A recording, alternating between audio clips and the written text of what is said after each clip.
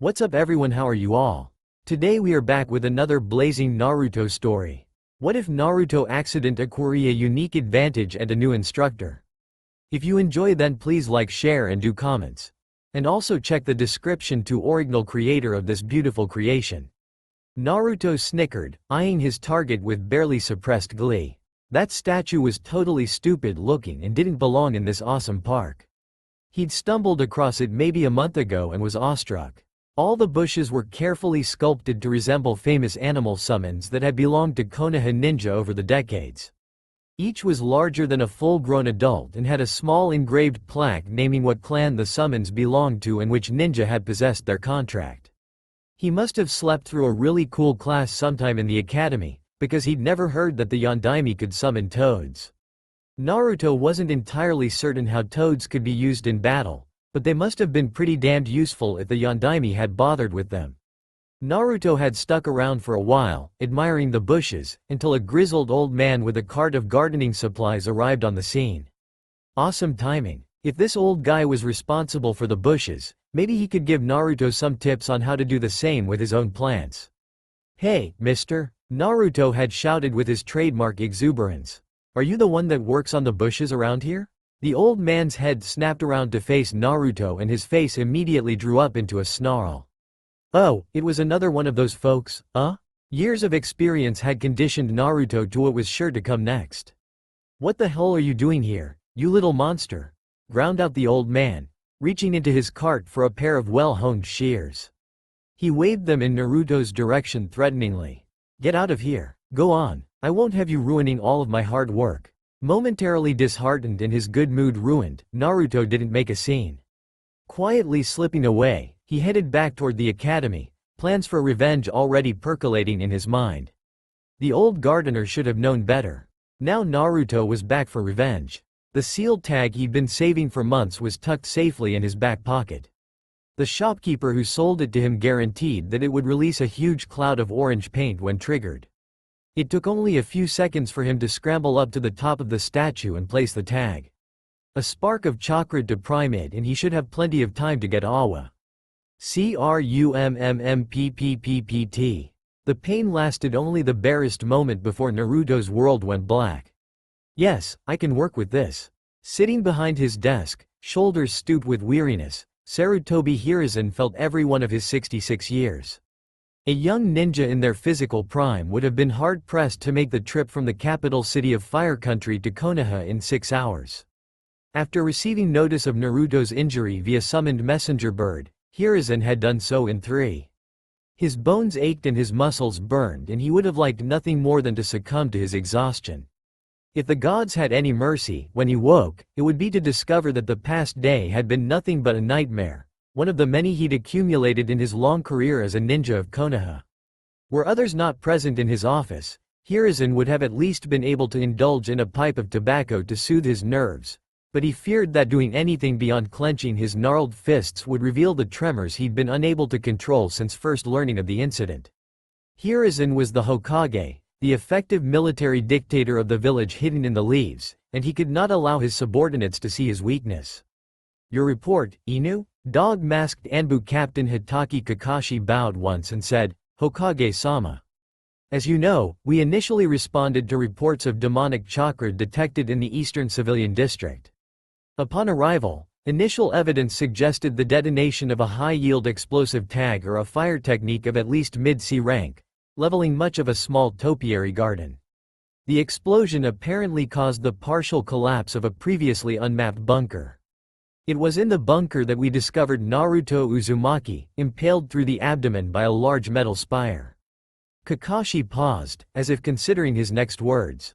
"My medical expertise is limited, Hokage-sama, but I have seen more than my fair share of battlefield injuries, and Naruto's were undoubtedly fatal. If not for the Kyuubi, whose chakra initially led us to the bunker, Naruto would have succumbed within moments. Where were Naruto's minders during the events that led us to this situation?" The urge to assign blame was strong. Hiruzen pushed it aside with effort and waited for a response. Kakashi tensed briefly and Hiruzen got the impression that the silver-haired Jonin was scowling behind his mask. "Naruto has grown quite adept at slipping the proverbial leash, sir. From my own inquiries, I can only assume that he deliberately lulled his Anbu escorts into a state of complacency. For the past 2 weeks, Naruto has not deviated from his normal routine to any great extent and has limited mischief to classmates and academy faculty. Once their guard was dropped, Naruto was in the wind, so to speak. Hiruzen mentally counted to himself, slowly working backwards from 10. There was no sense in allowing his anger to consume him at the moment, even if he very much wished to break open the heads of the so-called elite operators of his village to check whether or not their skulls were empty. To be outwitted by a poorly trained and not terribly bright 10-year-old child, it was just disheartening to discover that his ninja could fall so far. With a sigh that revealed none of his contempt or suppressed rage, Hiruzen spoke, "We will discuss that matter at a later date, Inu. I apologize for interrupting. Please continue with your report." With that very minor disaster averted for the time being, Kakashi continued, "I immediately dispatched a runner to acquire medical assistance from the hospital once it was determined that Naruto was still alive. Neko attempted to check Naruto's vitals, but was burned by the cloak of demonic chakra enshrouding Naruto. I unsuccessfully attempted to give Naruto a blood-replenishing pill." Kakashi brought a bandaged hand from behind his back. "Though the burns we received are relatively minor, the demonic chakra disrupted Neko's diagnostic technique and rendered the blood pill inert. Roughly 3 minutes passed before medics arrived. And here was where things started to get really weird, and that was on a scale that already involved a child with an all-powerful demon sealed in his gut. In that short span of time it became apparent that the Kyuubi was not only sustaining Naruto despite his injury, its chakra was also interacting with the spire that had inflicted the injury. The spire was visibly shrinking, almost as if being melted. Did you by chance view this process with your Sharingan?" Hiruzen queried. They were getting to the crux of the matter now. The Kyuubi should not have been able to interact with the outside world, not at this point in time, and definitely not before Naruto consciously accessed its chakra. He and Jiraiya had studied the seal imprisoning the demon and pored over Minato's notes on the subject. Never had they come across any such possibility. "I uncovered it the moment we entered the bunker, sir." Kakashi's implanted Sharingan eye did not possess the Byakugan's ability to perfectly discern chakra, though it did provide some measure of enhanced chakra perception. "And what did it reveal?" Hiruzen prompted Kakashi. "The seal itself was visible as a chakra construct and appeared intact, sir, though the flesh it was engraved upon was pierced almost directly through the center and torn away. At the time, we assumed the Kyuubi was working to dissolve the spire in an attempt to save Naruto." Kakashi did not likely attribute any altruism to the demon, Hiruzen felt. He knew that Naruto's death signaled the end of his tenant. Though he would have preferred to question Kakashi further, Hiruzen felt his remaining chakra wavering. There wasn't much left in his coils after his mad dash back to the village. "Very well, Inu. Please continue your investigation. I want details on this heretofore unknown bunker Naruto discovered. Age, contents, creator and so on. On your way out inform my secretary to send any representatives from the hospital directly to my office, so long as they are bringing news of Naruto's condition." Kakashi bowed and disappeared from the room in a wordless body flicker. Hiruzen retrieved a soldier pill from an inner pocket of his robe. He'd taken 3 so far today. Given time elapsed between doses, his age, and relative chakra capacity, he should be able to ingest 2 more before risking poisoning or permanent damage. The pill had barely passed his lips when a ninja in the garb of the medical corps hurried into his office. Matate, if he recalled correctly. "Matate, your timing is excellent. I do hope you have good news to give me?" The medical ninja bowed deeply. "Yes, Hokage-sama, I bring good news." The medic's complexion was pale and the dark bags under his eyes looked almost like bruises. As he felt the 4th soldier pill of the day begin to flood his coils with chakra, Hiruzen envied the man's simple fatigue. The patient is now in stable condition in a medically induced coma. It was touch and go for a while, but once the demonic chakra fully receded we were able to begin administering blood transfusions. "You had to induce a coma in Naruto?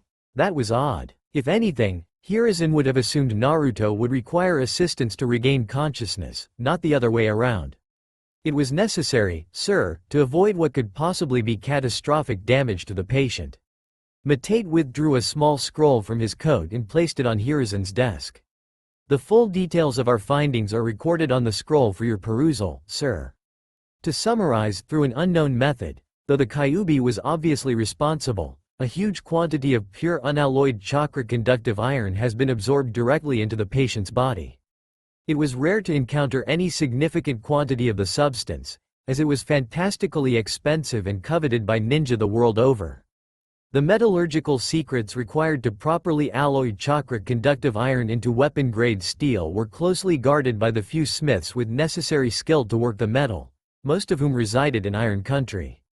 Matate no doubt noticed Hiruzen's raised brows and puzzled expression. Before his Hokage could ask, he continued, "The patient's bone matter has either become coated in a layer of the metal or entirely replaced by it, though his chakra density and other extenuating factors make it impossible to know for certain at present. It is too early to tell what impact this will have on the patient's future well-being. Of more immediate concern, however, is his chakra network and musculature. We've found that a great deal of muscle tissue has been replaced by a fibrous weave of the chakra-conductive iron, including the heart and diaphragm. These fibers, for all intents and purposes, appear to function as regular muscle tissue so long as an abundant supply of chakra flows through them.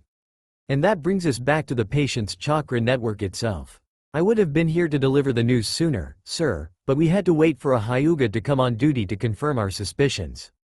The creeping horror Hiruzen had felt building during the medic's explanation of Naruto's condition, what exactly warranted a label of stable nowadays anyway, was reaching a crescendo. He was too old for this shit. "The patient's chakra network is completely intact," Matate said, momentarily easing Hiruzen's concerns, "but every coil and all 361 tenketsu are totally saturated with chakra-conductive iron." Hiruzen found himself at a loss. This situation was so far outside the realm of what he would have considered possible that he simply didn't know how to approach it. He wasn't even sure what questions he should be asking the medic standing before him. Finally, he settled on a quiet, "And the coma?" "Ah, yes sir. While the patient's altered musculature and chakra network appear to be functional for the moment, we cannot safely predict what would happen if he were to make any sudden movements. Muscles could be shredded by the iron or his very chakra coils could tear themselves from their moorings in his body. At first glance, you would never think the small boy in the hospital bed had been fatally injured less than 48 hours previously. There was no complex medical equipment or arcane regenerative sealing arrays present, and if Hiruzen had not been informed otherwise, he could easily have assumed that Naruto was sleeping peacefully. If he drew back the sheet covering the boy's torso and extremities, he would find no scars, just unmarred flesh and, if the report was accurate, a carapace-like exoskeleton of chakra-conductive iron coating more than 2/3 of Naruto's body. The medical report crumpled in his clenched fist as he recalled its contents. According to Academy-sanctioned physical examination, carried out by on-site nurse on October 7, subject Uzumaki Naruto measured 116 centimeters in height and weighed 28.7 kilograms. That was barely 3 weeks ago, right before Naruto's 10th, and nearly his last, birthday. Diagnostic array suggests approximately 25 to 30% of subject's biomass consumed by foreign chakra influence. So much of the little boy burned away by the vile creature imprisoned within the Yondaimi's seal. Subject's current weight measured at 77.2 kilograms. Perhaps as much as 57 kilograms of chakra-conductive iron fused with so little flesh. If his memory served, the current market value of the rare metal was hovering a bit over 1,000 ryo per gram. Hiruzen felt nauseous as he considered just how many people, even citizens of his beloved village, would be blinded by greed if this information became public. As if Naruto's life had not been difficult enough to date and didn't promise to be full of even more adversity in the days to come? "Old man, Hokage, you kinda look like crap," rasped the unmistakable voice of Naruto, startling Hiruzen from his inner thoughts with a jolt of adrenaline and fierce joy. The coma technique had been counteracted at Hiruzen's command, but only over the hearty objection of the duty medic. The medic ninja on duty finally settled on a compromise, refusing to leave the room until the Hokage inked a powerful paralysis seal and applied it to Naruto's forehead.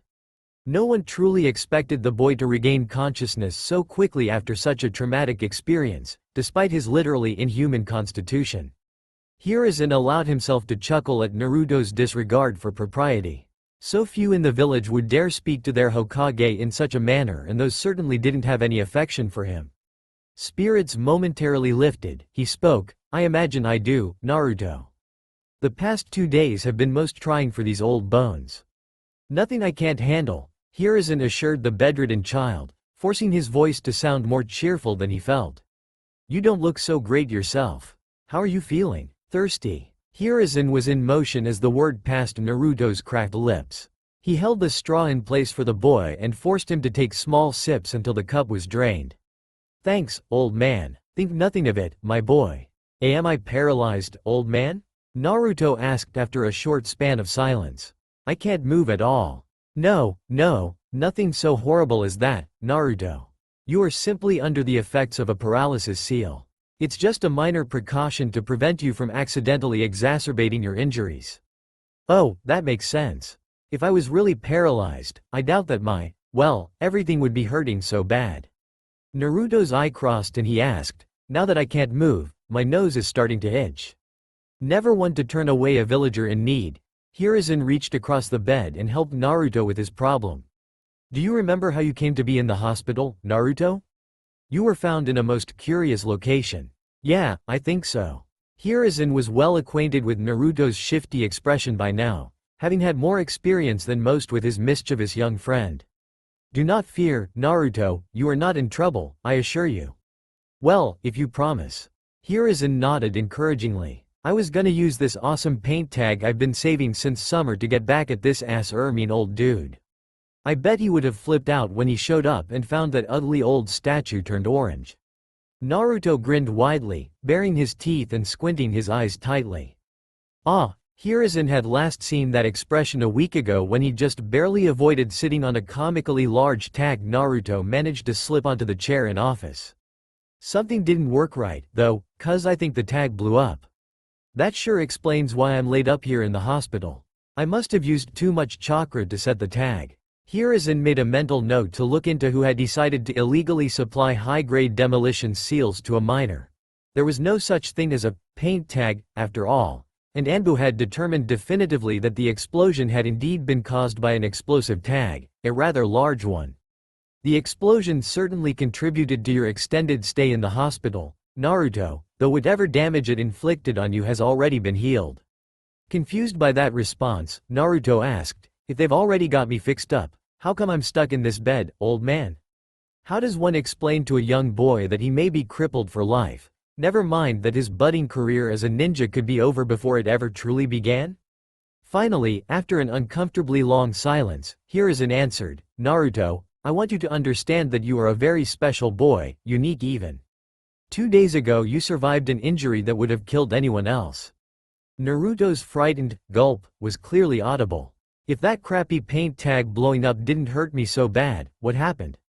"The explosion collapsed the roof of a long-forgotten bunker situated directly beneath the park you were attempting to vandalize, Naruto." Hunkering down in the uncomfortable hospital chair, Hiruzen settled in and began to explain Naruto's new circumstances in greater detail, hoping the news would not break the boy's spirit. "Hokage-sama, you summoned me?" The special Junin standing stiffly before his desk in the Hokage's office presented himself. "Ebisu, please have a seat," Hiruzen said, gesturing to a nearby chair. "Thank you, sir." Kunugi Ebisu was a skilled ninja, of that there was no doubt, but his expertise was not as a frontline combatant, infiltration specialist, or assassin. Instead, he was an exceptionally intelligent young man known for his great knowledge and the proficiency with which he passed it on to other ninjas. Glancing over the opened folder before him, Hiruzen addressed his ninja, "Ebisu, I must admit that I have had your background vetted quite thoroughly. Few ninja instructors receive such glowing praise, and every individual you have tutored in the past 10 years, when independently interviewed, report that your efforts greatly benefited their progress in the ninja arts. I am most impressed." Hiruzen would never call attention to it, for fear of mortifying the stoic ninja, but the slight embarrassed flush that rose to Ebisu's cheeks was amusing. "I am flattered, sir." If anything, Ebisu seemed to be trying to sit up even straighter. Hiruzen nodded, then continued, "My original intent was to eventually offer you a position as a private tutor to my grandson Konohamaru. I dislike showing such favoritism, but there are appearances that must be maintained, as I am sure you are aware. While I would like to keep that option open for a later date, I have a new proposition to make for you. I assume by now that you have heard news of the injuries suffered by the Jinchuriki of the Kyuubi, Uzumaki Naruto? Ebisu frowned very slightly, but he didn't display the open contempt most Konoha civilians and many of Hiruzen's ninjas held for Naruto. I have heard a number of conflicting rumors on the matter, sir. Some of the tales are more difficult to believe than others. Most, however, do agree that the boy was injured so severely that only through the intervention of the demon was he able to survive. They are not wrong on that account. Hiruzen went on to briefly explain Naruto's condition and the concerns held by the supervising medics overseeing his treatment. I would like to propose a long-term mission for you to train Naruto to overcome his recent injuries and the disability stemming from them, Ebisu, with myself as the client hiring a ninja of Konoha, not as your military commander. As a voluntary mission, you may choose not to accept it and there will be no negative consequences for you. In fact, no one outside of this room shall ever hear of it if you desire. This would be considered an ongoing B-rank mission, subject to pay on a bi-weekly basis. Every 6 months completed during a period of up to 3 years will accrue the equivalent of an A-rank mission. At the end of the 3-year period, if Naruto is able to join the ninja forces alongside his peers currently in the academy, I will include bonus pay equivalent to an S-rank mission, though I will not be able to mark that as an actual S-rank in your dossier. The terms were incredibly generous. Hiruzen knew, but he could afford it and he felt he owed Minato at least this much. By the time Hiruzen had completed his offer, Ebisu's dark eyes were wide and his posture had lost its stiffness, too surprised to maintain. A successfully completed 3-year-long B-rank mission and 6 A ranks would be a true boon to his career, especially considering that the client for the missions would be the Sandaime Hokage himself. Then there was the financial windfall the missions, especially the potential S-rank bonus pay, represented. It was an opportunity that could not be denied. Hokage-sama, I cannot turn down such an offer. It would be an honor to help Uzumaki Naruto overcome his recent adversities. I'm so glad you agree, Ebisu. I can't tell you what a relief it is to me to know that Naruto will be in such skilled hands. I have no doubts that you will be able to turn him into a most excellent ninja. You will find no one more determined to succeed than Naruto. This lightens my heart and my bank account, Hiruzen thought with a smile. He wants to be Hokage, you know? I could pass from this life a content soul if I lived to see Naruto take up this blasted hat. Hospitals sucked, Naruto had decided. He'd been in the hospital for various reasons over the years, but never for more than an hour or two. At least he'd only been conscious for the last few hours. Naruto seriously thought he'd go crazy if he just had to lay here for days on end, unable to leave the uncomfortable bed. His nose had never itched so bad as it did now, when the only relief he could get was to ask someone to scratch it for him. After the old man left, he'd bugged a nurse until she'd scratched it. That wasn't an option now, however, at least not until there was a shift change. One innocent little question. How come he hadn't had to pee since he woke up? And that led to talk of catheters, what they did, where they went, and how the nurse he was questioning had inserted his. Without a mirror he couldn't be sure, but Naruto figured he'd probably looked like a tomato, one about to explode from sheer embarrassment. Naruto knew that old man Hokage was crazy smart. You don't get nicknames like the professor. How awesome do you have to make being called a teacher sound so badass? Or the freaking god of ninja by being stupid. This one time, though, Naruto doubted the old guy's brains. Did he really think a stupid little accident was going to stop Uzumaki Naruto from being a ninja? Not just a ninja, but the best damned ninja who ever lived. On his way to greatness, he'd make sure to stop and take the Hokage hat for himself, too, just to prove the old man wrong. First things first, though. Ninjaing had to wait until he could take a piss on his own. And scratch his stupid nose.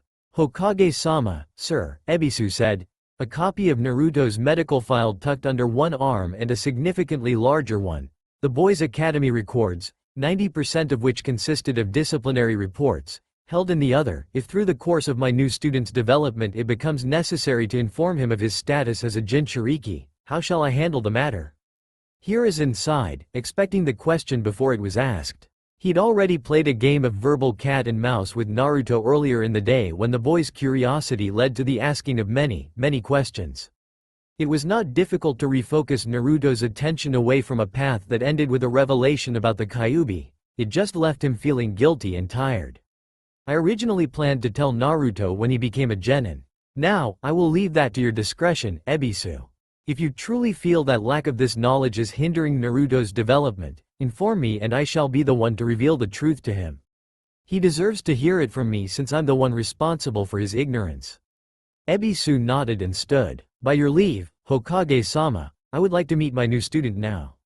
You're dismissed. Naruto had just finished counting the ceiling tiles, for the 32nd time, and was about to move on to trying to make the paralysis seal stuck to his forehead burst into flame with only the power of his mind when two short, sharp knocks on his door interrupted his misery.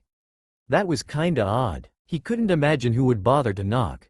The doctors and nurses sure didn't care about his privacy if the use of catheters was a standard practice around here, and the old man would know better than to think we would need to knock. Maybe Tucci and Ayame Ichiraku had learned he was sick and were coming to visit? Come in? The man who entered the room was a stranger to Naruto. Tall and wiry, wearing a Junin flak jacket and dark sunglasses, he didn't look very intimidating. Ninja didn't have to look scary to be awesome, though, so Naruto cut him some slack there. Naruto couldn't help but recognize that well-worn red folder the stranger carried. He'd seen it often enough when a teacher wrote him up for some joke or other. Please, gods, don't let this man be the bringer of homework, Naruto thought despondently. The stranger cleared his throat with a cough before speaking. Hello, Uzumaki Naruto. My name is Kunugi Ebisu and I am a special Junin instructor.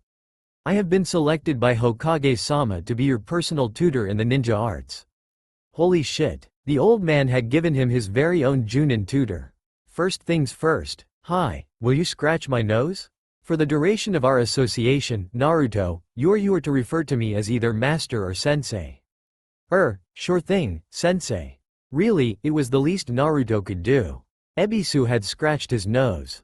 So, when are we gonna get started? I'm so bored. Hey, sensei, why don't you go get the old man so he can take this seal off? I know he said it was for my own good, but I'm going crazy here. I really want to prove to him that I can still be a ninja and I can't do that stuck in this bed all day. Naruto would have reiterated his point a while longer had he not run out of breath. The Junin instructor's brow twitched at hearing the Sandaime Hokage referred to as the old man. Before his charge could regain his verbal momentum, Ebisu said, calm yourself, Naruto. There is no need to involve Hokage-sama. If you promise not to move a muscle until I say otherwise, I will remove the paralysis seal now. Really? Awesome. You must be a pretty hotshot ninja if you can undo something the old man made. I promise not to move. Naruto really hoped Sensei gave him permission to move in like a minute or two, 'cause otherwise he might end up breaking that promise. Totally by accident, of course. Anyone with even a rudimentary knowledge of sealing techniques could disable this seal, Naruto, as you will no doubt learn under my tutelage. Ebisu touched a single finger to the seal adhered to Naruto's forehead, channeled a small surge of chakra through it, and commanded, release. The small square of paper peeled away easily, and though Naruto kept his word and did not move, his body relaxed noticeably. Naruto watched as Sensei closely examined the old man's seal before neatly folding it and tucking it into a pocket in his vest. As expected of the professor, his seal work is impeccable. Duh, thought Naruto, the old man's a beast. Now then, Naruto, I want you to use your dominant hand. That's the hand you use to write and throw weapons most proficiently with, to very slowly reach for your nose. Keep in mind that excessive haste on your part could lead to a crippling injury that not even the legendary medic ninja Princess Tsunade could correct. Right, sensei, no pressure there at all. Slowly, even more slowly than the time he slipped a live frog into Ino's kunai pouch without her noticing, Naruto brought his arm from beneath the thin sheet. When he finally got the arm uncovered almost 3 seconds later, the young ninja-to-be realized that he couldn't move his arm faster even if he wanted to. He would have squawked in wide-eyed terror at this unpleasant revelation if not for the sight of his arm. What the hell? Maybe he should have paid a bit more attention when the old man was explaining his new condition, instead of just nodding along whenever a word he'd never heard of was used. So, partial exoskeleton meant that he had built-in body armor now to go along with his metal bones? That's awesome. I'm gonna be the toughest ninja ever. Ebisu remained silent as his student surveyed his modified state. Reading the medical report or being briefed by Hokage-sama did not do justice to the alteration Naruto had undergone. The blue-tinged silver of chakra conductive iron sheathed almost the entirety of the boy's forearm, and even as Ebisu watched on, the metal slowly flexed and deformed like a second skin as Naruto ever so slowly turned it this way and that to get a better view. It was obvious to the Junin that an outside intelligence had been at work when the metal was being fused, or merely overlaid, onto Naruto's flesh. The iron was too uniform in thickness, smooth and evenly distributed, stopping just short of enveloping the boy's wrist or impairing movement of his elbow. Naruto spent another minute admiring his awesome built-in armor before continuing on with his assigned task. He eventually reached his nose. It was glorious. He'd never again be beholden to another to satisfy the primal urge to scratch. "Sensei, am I going to rust?" Keeping his kunai and shuriken clean and oiled was kind of a pain in the butt, and he wasn't too thrilled about having to take a shower every day, either. If he had to bathe and oil himself, that was gonna suck. Ebisu smirked slightly, and it was the first time Naruto had seen anything resembling a sense of humor from the man. "I find the possibility highly unlikely, Naruto. Chakra conductive iron, the metal that you have so thoroughly been bonded with, has many special properties. Among them is resilience bordering on indestructibility, so long as an adequate supply of chakra flows through the metal. With my own senses to confirm the medical ninjas and Hokage-sama's observations, there is certainly more than a merely adequate amount of chakra flowing through the iron." "Phew, that's a relief. You're really smart, sensei." His sensei nodded, silently accepting the compliment. "You did not seem to encounter any difficulty just now, Naruto. Did you experience any pain or discomfort while moving your arm?" "Nope, it felt totally fine. Wasn't even sore from being paralyzed for so long," Naruto answered. "It was really hard to move, though. Not like I was trying to lift something heavy, just kinda." He paused, searching for a way to explain. "There was resistance? Yeah, that's it. There was resistance when I tried to move my arm. Actually, now that I think about it, I'm still feeling resistance when I move my head and talk, it's just not as bad. I thought that was the old man's seal, but I guess not, eh? Once more, Naruto, please use your arm to touch your nose. This time, I want you to do so just slightly quicker than before. Stop immediately if you feel any pain whatsoever," Sensei commanded. Naruto would have complied, but he had already discovered that he could not move his arm faster. "Sensei, I can't. It won't move any faster. Is this what the old man meant when he said I might not be able to be a ninja?" Naruto wondered. His awesome new armor and bones wouldn't do him a lot of good if he was slower than a turtle.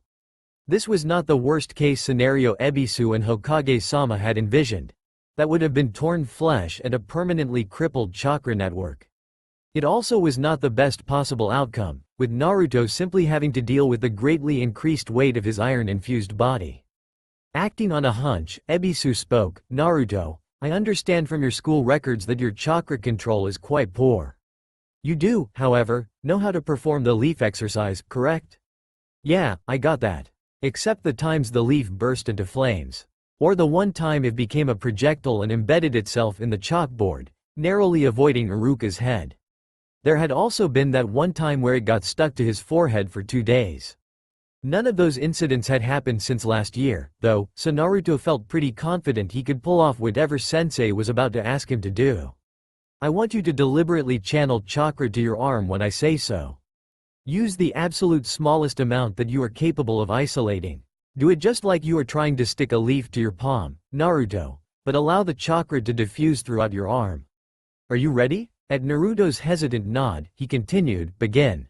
Brow furrowed in concentration, Naruto lay still for several seconds, simultaneously calling on his chakra and attempting to limit what came forth. It was very hard for him to do. Sensei was right about his chakra control.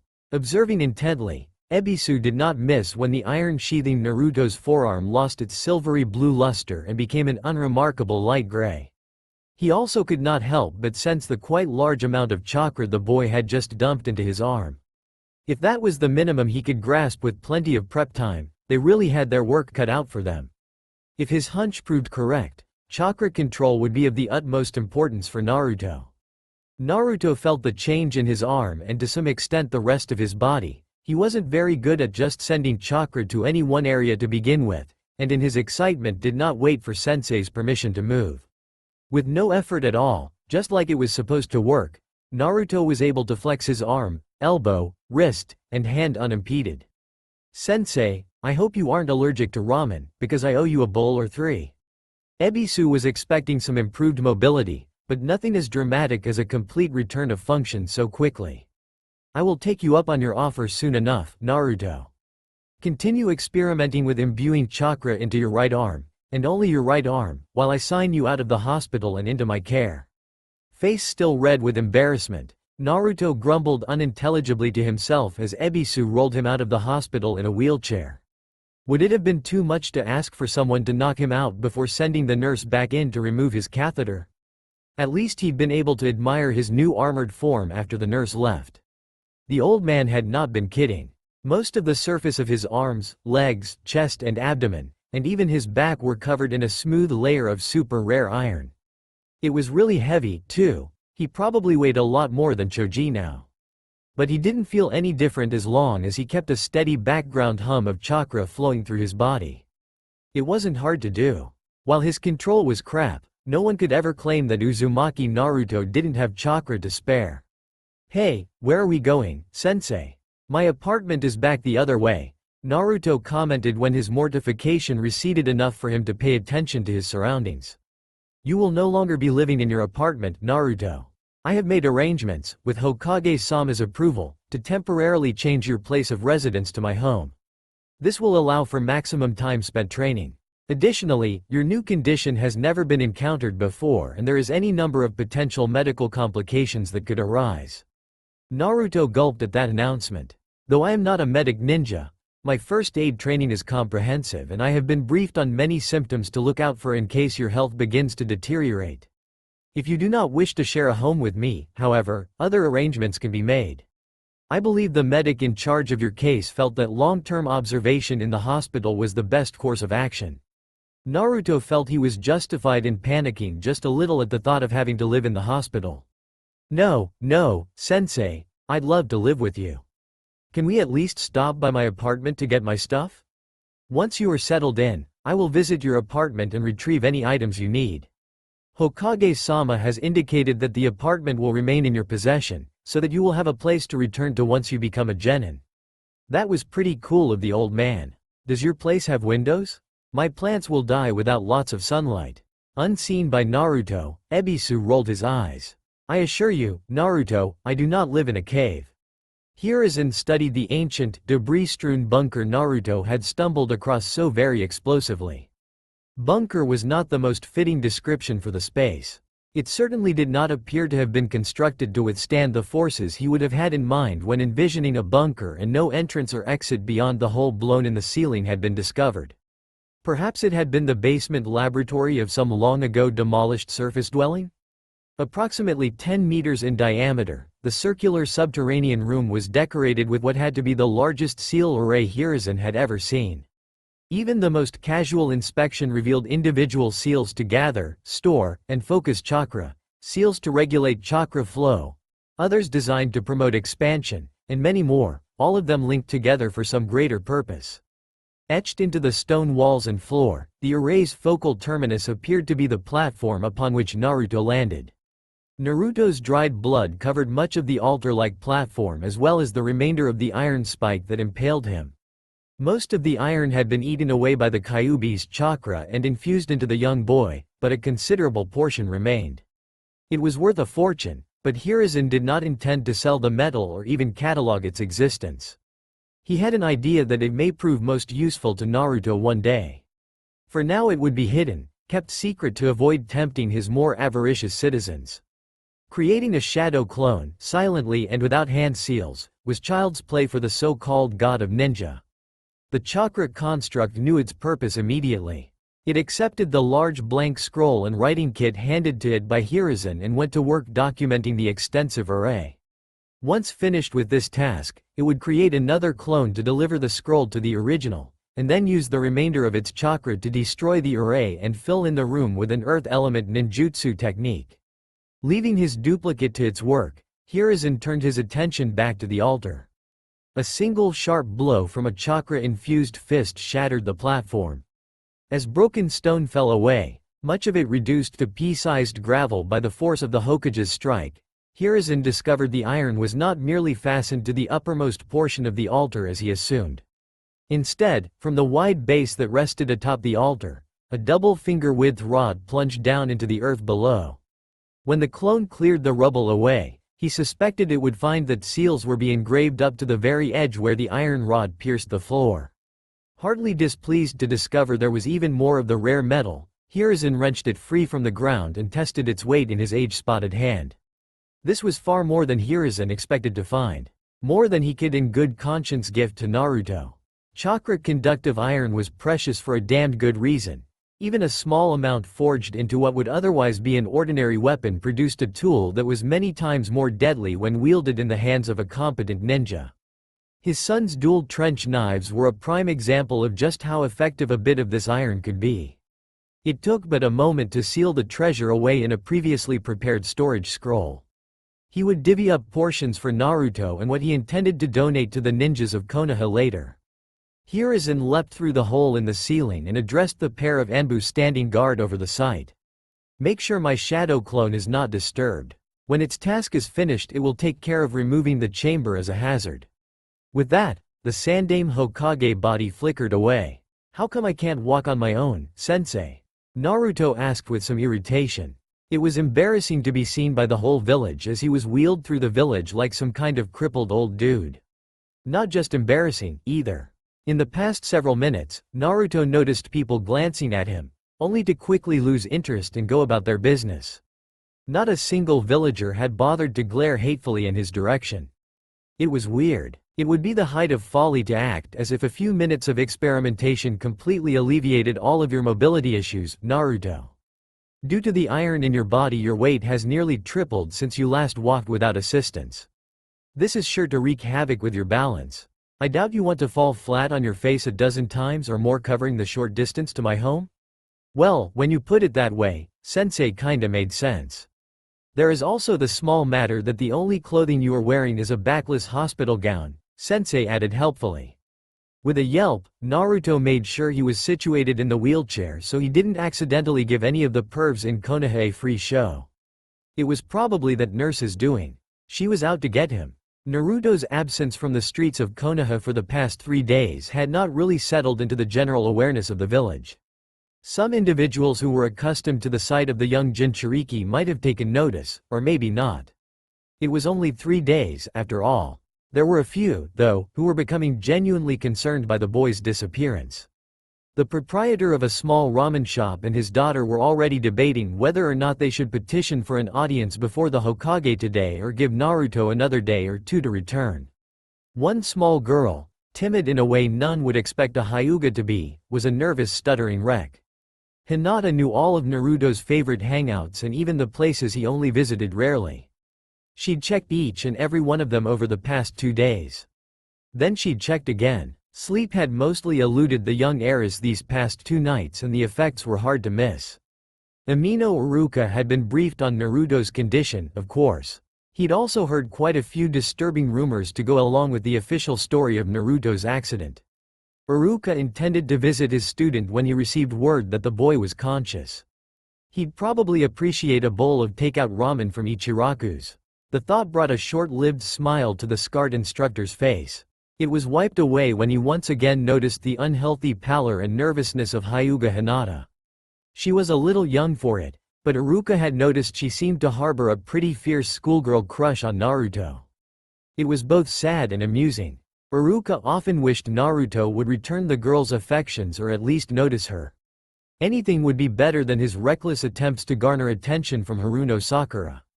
The pink-haired girl did not shy from committing great violence to her unwanted admirer. Children these days. They were just getting weirder and weirder. "Class, I'm sure most of you have noticed we are missing a student," Iruka announced. He had waited to share this news, hoping against hope that word would come down of Naruto's full recovery. Since he'd been handed the boy's withdrawal forms only minutes before stepping into his first class of the day, Iruka saw no reason to delay the inevitable. It might also spare Hinata a premature nervous breakdown. Hinata focused her attention onto the sensei with razor-sharp eyes, unconsciously activating her Byakugan without the slightest effort. She might have even been proud of herself if she'd bothered to take notice of the accomplishment. Instead, she devoted her full being to observing Uruka's non-verbal cues. It was something of a Hyuga specialty, the ability to discern emotions, truthfulness, and a host of other subtle aspects of a person via those all-seeing eyes. The sensei was sad and full of regret, uncomfortable giving this news, and there was the barest hint of moisture gathering at the corners of his eyes. Oh no, 3 days ago, Uzumaki Naruto was involved in a severe accident. Due to the nature and extent of his injuries, he has been removed from the academy roster as ineligible for eventual ninja duties. If anyone wishes to send Naruto. The sensei continued speaking. Hinata saw. The pounding of blood in her ears made it impossible for her to understand him, though. The classroom was growing warm and her head was spinning and, thump. Uruka hurried to Hinata's side. The poor girl had not taken the news well at all. She'd slipped from her seat and landed poorly, cracking her head on something hard enough to split her scalp. Hopefully she had not concussed herself. Head wounds always bled a lot. He gathered the unconscious girl into his arms and spoke, "I will be back in a few minutes. There will be hell to pay if anyone gets up to mischief while I'm gone." With that parting threat, he left for the nurse's office. Head aching from the dispersion of 2 shadow clones in such a short time period and the double flood of nearly identical information they injected into his mind, Hiruzen reluctantly unrolled the scroll delivered by his duplicate. While the clones directly passed on a great deal of the scroll's contents, there was too much to remember it all in detail. Without needing to consult the scroll, Hiruzen was already certain he'd divined one key fact from his clone's memories.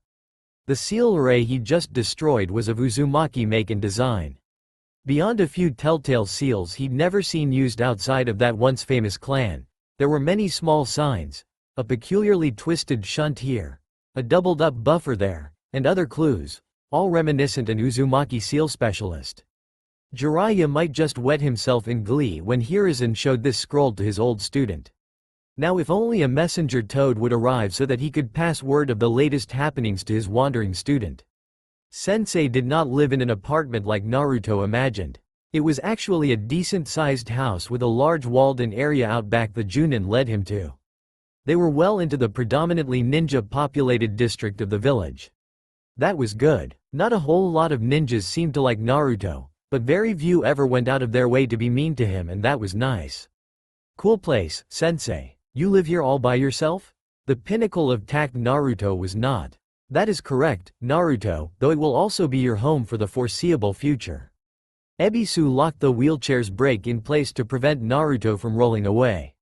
Wait one moment while I disable the security array. Naruto watched curiously as his sensei walked up to a dull metal plate the size of a small book that was embedded in the brick wall of the home right next to the door. Even if he couldn't see which hand seal the man made with his back turned to Naruto, the effect when he placed it against the plate palm first was hard to miss. It flashed blue then black and Naruto saw what looked like tiny symbols appear on the plate between color changes. Then it was over and the place was back to normal. The front door clicked open without further effort. As Ebisu returned to his position at the back of the wheelchair, Naruto asked, "What was that, Sensei?"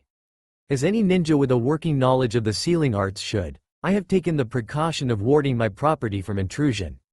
So people can't break in? That sounded really useful. There had been a few incidents where he'd come home to find his apartment ransacked. It was a really shitty way to end the day. No security is guaranteed to be 100% effective, Naruto. Ebisu was wheeling Naruto inside as he spoke.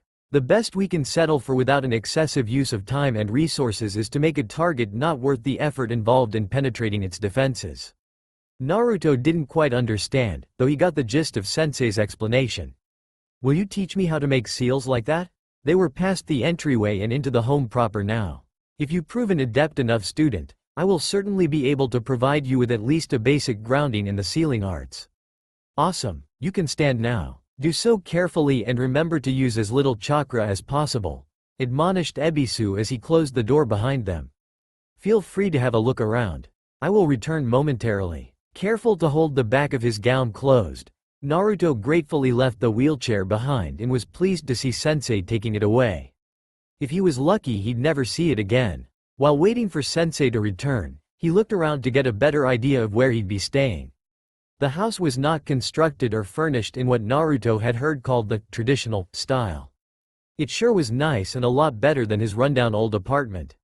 There was little decoration beyond simple high-quality furniture and deep blue carpeting. His sensei returned without the wheelchair and quickly laid down the rules of the house.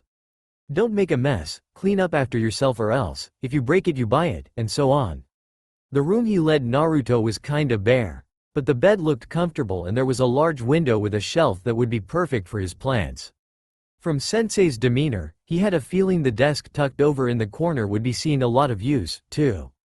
Now would be a good time to start getting acquainted with moving normally while channeling chakra to your limbs, Naruto. I must report to Hokage-sama. If you're going to see the old man, could you get my spare apartment key from him? I dunno what happened to my old one. It'd be great if you could stop by and get me some of my clothes so I don't have to walk around holding this stupid thing closed. Can you bring my plants, too? They've gotta be thirsty by now. I hope they're all right. The Junin nodded and disappeared with a body flicker. Man, that technique was so cool. Naruto slowly walked around his new room, trying to get a feel for his new weight like Sensei said. He didn't really feel all that different. Experimentally, he tried a high kick, making sure he wasn't close enough to break anything if he messed up. Naruto didn't think he could afford to buy any of Sensei's stuff if he broke it. The kick didn't so much fail as succeed far too well. It went higher than he was expecting and much faster than he'd managed before. The end result was that he was thrown totally off balance, almost kicked himself in the face, and fell flat on his ass with a weighty thump. I am so glad no one was around to see that, Naruto thought with a grin. Sensei was right on the money about his balance issues though. Ebisu, I trust that Naruto has behaved himself? Hiruzen asked with an amused glint in his dark eyes. He's an excitable boy, Hokage-sama, but his behavior thus far has been acceptable. I believe that he will benefit greatly from one-on-one tutoring. I've seen his type of attention-seeking behavior before and will likely see it again. A firm hand and a constant presence will go a long way towards tempering his negative impulses. Like excessive practical joking, vandalism of important government buildings, and explosively revealing forgotten chambers filled to the brim with all sorts of interesting materials. Ebisu was an experienced educator, no doubt about it, with several years as a Chunin instructor at the academy before moving on to his current role as a government-sanctioned tutor for hire. He seemed to have a pretty good read on Naruto and had no doubt studied the boy's extensive academy file. Despite that, Hiruzen had a feeling that the man standing before him didn't quite know what he was in for if he expected Naruto to just fall in line. That is great to hear, Ebisu. Now please tell me what you've discovered of Naruto's condition. I've already received a message from the hospital protesting the early withdrawal of your new student from their observation. If Naruto had any illusions of being able to slack off under Ebisu's tutelage, they were shattered the very first morning he awoke in his new bedroom. Sensei was a morning person. A very early in the morning, up before the sun rose kind of morning person, and he insisted on Naruto doing so as well, the bastard. Groggy-eyed and unashamedly wearing his toad sleeping cap, the boy stood in Ebisu's backyard under the gray pre-dawn sky, trying to glare balefully at his sensei. Blinking and rubbing his eyes kept ruining the effect, though. Now, Naruto, carefully step into the circle inked on the scroll and do not move until I say otherwise. This should take no more than a minute, then we can begin your lessons for the day.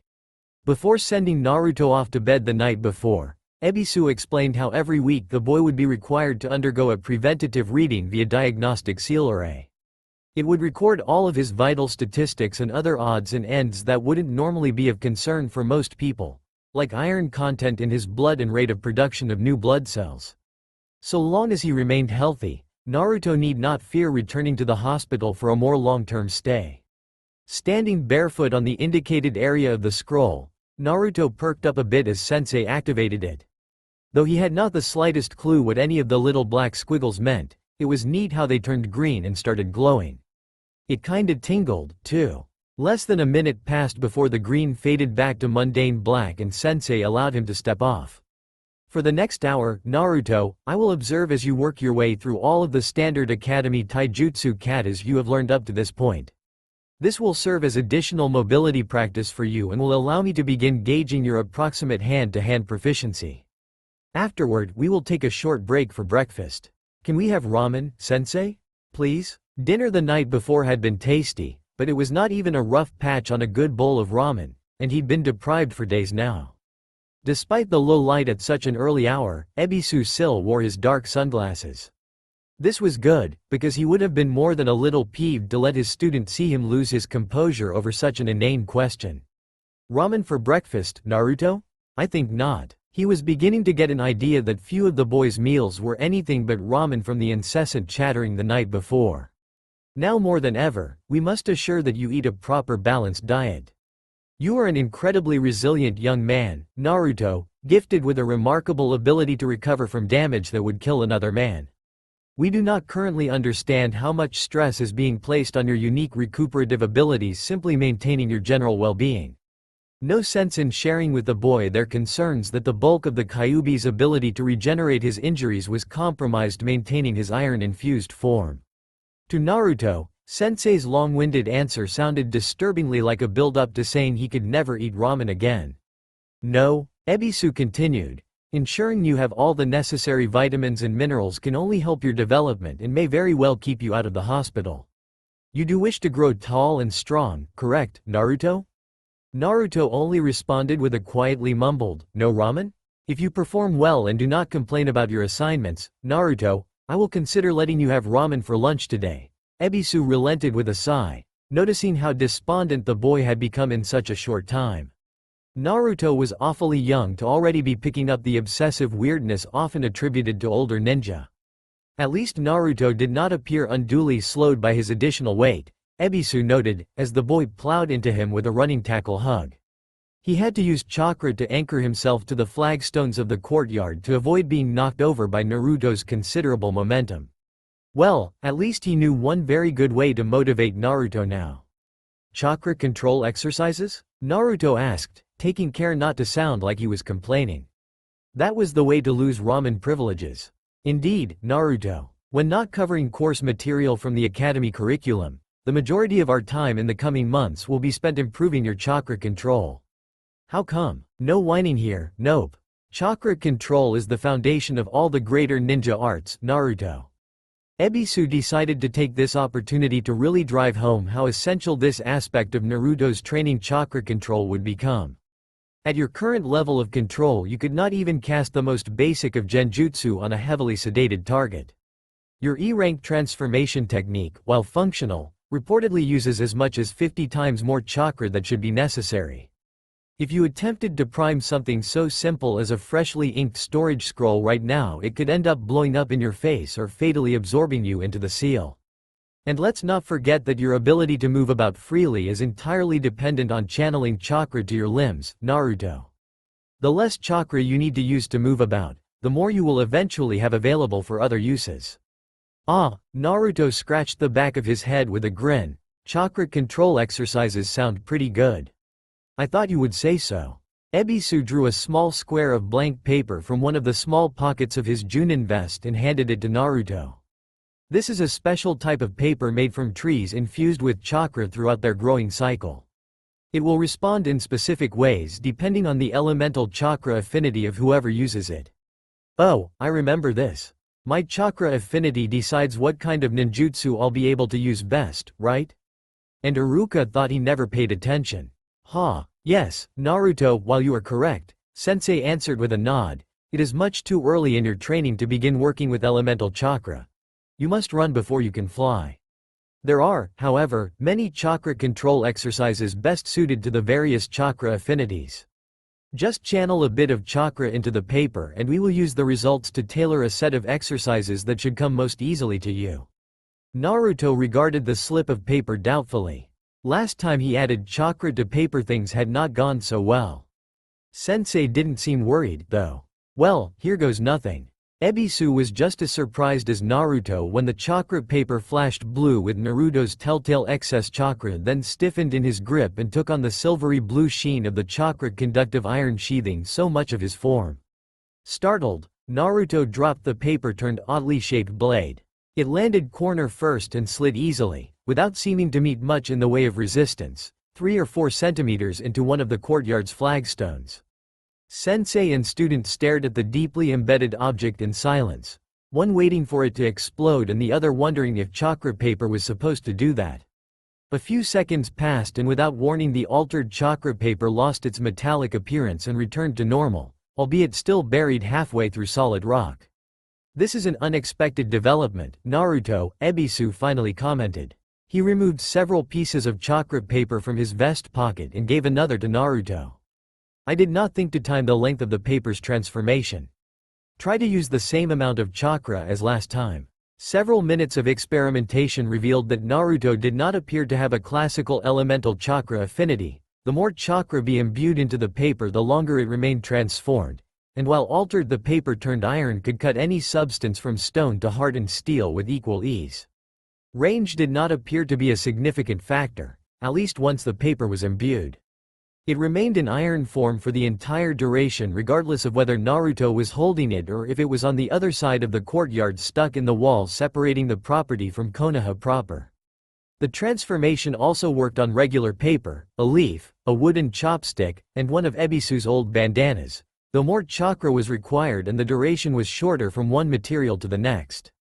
Though this discovery threw Ebisu's lesson plans off, it also opened up a new avenue of approach both for training and Naruto's eventual ninja career. His student's unusual ability was totally unheard of, as far as he knew.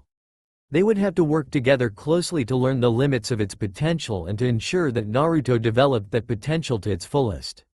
"Naruto, you should be pleased to learn that you could possess an ability as unique as the Shodem Hokage's famous wood release techniques," Ebisu said, aware of how well such praise would be received by the attention-starved boy. "Oh yeah," Naruto cheered, "I'm awesome. Metal bones, kick-ass body armor, and now he could turn stuff into metal, too. Look out world, Uzumaki freaking Naruto has arrived. Until I can devise a set of exercises to properly develop this aspect of your abilities, we will adhere to the more traditional methods of improving chakra control. Hokage-sama has been kind enough to reserve a small neglected training ground for your exclusive use. Come, it is time to learn to climb trees." Naruto cast a confused look at his sensei. Climbing trees? Really? He'd been doing that since he was a little kid. Okay. Naruto silently conceded some time later as he followed along beside sensei. That wasn't the kind of tree climbing I expected. Hours of abysmal failure would have discouraged the boy, but sensei was clear that he didn't expect him to master the ability to walk on trees and other vertical surfaces using only chakra expelled from his feet for days or even weeks. His chakra control was just that bad. It also did not hurt that they were currently on their way to Ichiraku's for ramen. "Sensei, today the ramen is on me," Naruto exclaimed. He'd promised, after all, and since his toad wallet had been retrieved from his apartment along with the rest of his belonging, he figured it'd be best to make good on his offer before forgetting about it. "Thank you, Naruto." Ebisu appreciated the offer and would not throw Naruto's kindness back in his face, but it would be the last time he allowed the boy to pay for a meal while under his care. The long-term mission pay he was receiving from Hokage-sama as Naruto's tutor and virtual caretaker was lavish. It would not be appropriate to squander Naruto's meager savings. Actually, giving his student a small allowance, perhaps based on his performance, would be a good idea? "This is the place," Naruto announced a few minutes later. "Ichiraku's, they make the best ramen in the world." If anyone ever accused Naruto of squealing in girlish delight that day as he hopped up onto one of the stools of the small ramen vendor, they would not be wrong. Of course, they would also have to act very quickly to avoid getting punched in the face. "Naruto, you're alive," exclaimed the teenage girl behind the counter. With speed that would be respectable for a fairly experienced genin, she reached across the counter and gathered Naruto up in a quick, releasing him a moment later with a kiss to the cheek. Naruto blushed fiercely and wiped his cheek, but could not hide the grin Ayame's enthusiastic greeting inspired. "Father," she called toward the back of the restaurant, "Naruto's here." Naruto was subject to another greeting only moments later, though this one was much more manly and less embarrassing for a 10-year-old boy. "I was this close," Tucci held up his thumb and index finger with a fraction of a centimeter between them, "to going to see the Hokage to find out where you were." "Ah, Tucci, Ayame, I'm sorry you guys were worried." I just had a little accident and had to stay in the hospital for a few days. Check it out, I've got my own sensei now who's gonna show me how to be a kick-ass ninja." Naruto's introductions left something to be desired. Ebisu nodded in greeting to the man and his daughter, pleased to see that Naruto had found a couple friends amongst the populace of Konoha. "Kunugi Ebisu, pleased to meet you both. Naruto tells me that you serve excellent ramen." Unable to contain himself any longer, Naruto erupted, "I'm starving for ramen. I'll have a miso ramen to start with, no make it two. Then a pork ramen." Hyuga Hinata was being escorted to the ninja academy by a branch member of her clan after finally being given a clean bill of health. Her fainting spell and subsequent bloody head wound the day before having earned her a great deal of unwanted scrutiny by various family members. Though the girl was not eager to return to the academy, she was even less inclined to spend any more time in the clan compound than necessary.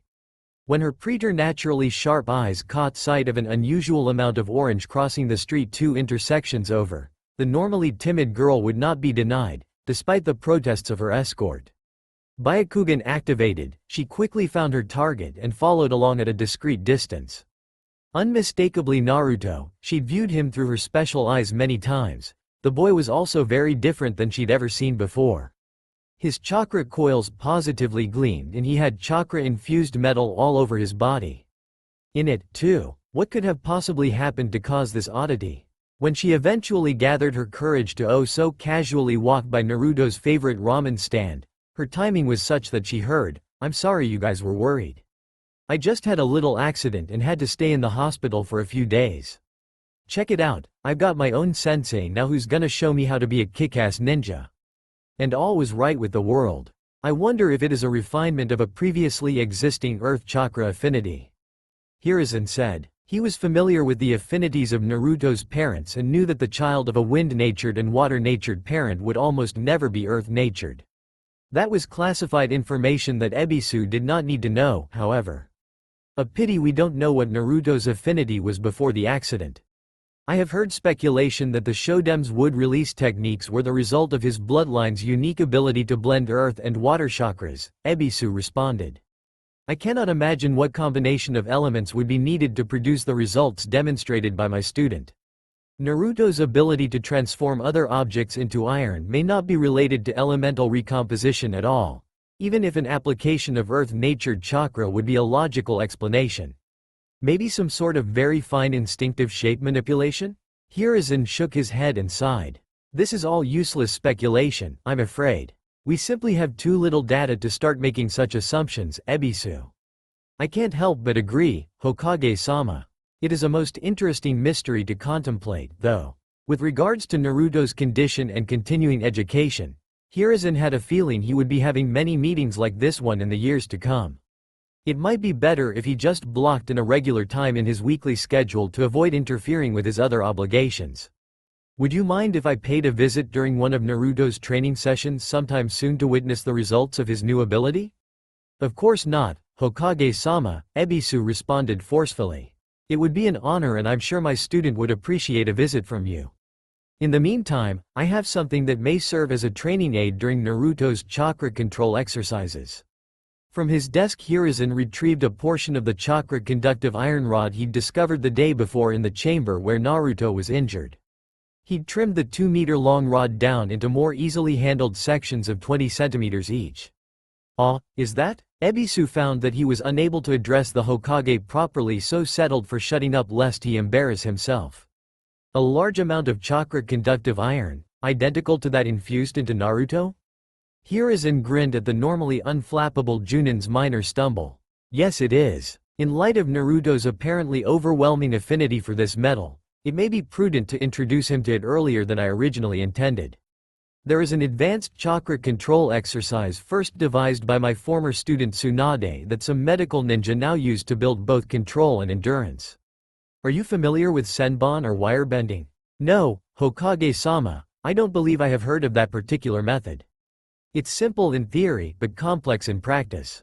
The goal is to become adept at manipulating a senbon or a piece of thick wire through chakra alone, to accomplish such feats as forming loops, twists, and knots. Though it is early in Naruto's training for such an advanced exercise, I have a feeling that it may work very well for the boy. If he masters the exercise as I expect, this could be a powerful tool in Naruto's hands. Hiruzen concluded as he sealed the rod away into a scroll and passed it to the Junin. I bet this would be a lot easier if I didn't weigh a freaking ton. An annoyed Naruto muttered quietly as he once more hauled himself out of the small pond occupying the back corner of Sensei's property. The Junin created it specifically for training Naruto in water walking, first with a minor earth element technique to create the hole, a fire element technique to harden the walls and prevent drainage, then a water element technique to fill it in. The short display of ninjutsu had the boy eagerly begging to learn such awesome techniques. Sensei responded with the phrase Naruto was really getting tired of, "You must run before you can fly."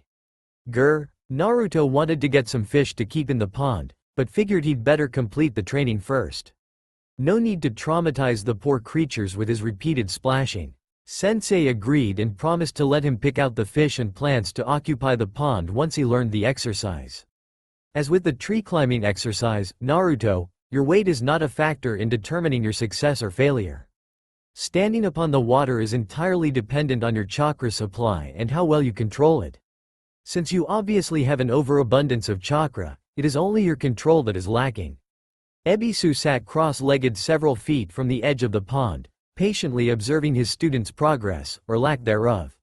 As Naruto struggled to walk steadily on the water, Ebisu busied himself mastering the wire-bending exercise given to him by Hokage-sama 3 weeks prior. It was simple to practice, did not require elaborate props or specific locations, and since the Junin began working on it he had detected a very slight but noticeable increase in his chakra reserves. It had even given Ebisu an idea for a new technique he'd started tinkering with in his spare time. Unfortunately, the exercise was of only marginal effectiveness when applied to Naruto's own efforts to improve his control. Sensei and student discovered early on that Naruto's chakra now flowed easily into metal of all varieties. No progress was made when he could imbue a senbon or length of wire with chakra and manipulate it to his will without the slightest effort. Now it was merely a supplementary exercise Ebisu had the boy practice while doing his assigned reading each evening. At this point Naruto could unwind a spool of razor-sharp ninja wire in a second and make it dance to his whims. Ebisu had not mentioned the implications and he was almost certain his young student had not quite caught on to just how effective this particular skill could be in combat. There would be plenty of time for that later. Watching once more as his student wobbled out onto the water's surface, Ebisu knew from almost a week's prior experience that Naruto would lose his concentration and fall through the surface right about now. Splash. Sigh. You've shown steady if minute progress today, Naruto. We'll give it another hour before moving on to practicing your weapon forms for the remainder of the afternoon. Ebisu was hardly a kenjutsu master, but like any good well-rounded ninja, he had more than a passing familiarity with the use of swords and a variety of other lethal and non-lethal weaponry. If Naruto ever wished to specialize in the use of weapons he would need to seek outside assistance, something Ebisu planned on recommending to the boy when he reached Genin rank. There was just too much potential inherent in his ability to imbue and manipulate metal not to exploit it further. I really thought this would be harder than water walking, Naruto commented cheerfully. He was not accustomed to things coming so easily to him. Ebisu could not help but agree with his student. Earth passage was not a simple chakra exercise by any means. Most ninja never bothered to learn the skill, especially when there was an earth element technique that mostly mimicked the results with a much less difficult learning curve. He watched once more as Naruto slipped beneath the surface of the earth. If Ebisu had not seen it with his own eyes, he would have been unable to discern the point where the boy submerged, so little grass had been disturbed. Several seconds passed before Naruto returned to the surface, no dirt or debris clinging to him. Earth passage is definitely my favorite control exercise so far. Naruto jogged a few steps and leapt into the air before reorienting himself in a classic diving position. He darted beneath the surface much faster this time and was under much longer. Given that Naruto spent the better part of 2 weeks mastering water walking, Ebisu expected this latest exercise to require at least as long. Even taking his students' improving control into consideration, 3 hours was just ridiculous. It would, however, make some sense if Naruto was earth element aligned, which he wasn't. Naruto's return to the surface was much slower and more awkward than his dive. He rose to a standing position, holding his head and scowling. I ran into a rock or something down there, sensei. My apologies, Naruto, Ebisu said. I should have explained the intricacies and dangers of using Earth Passage sooner.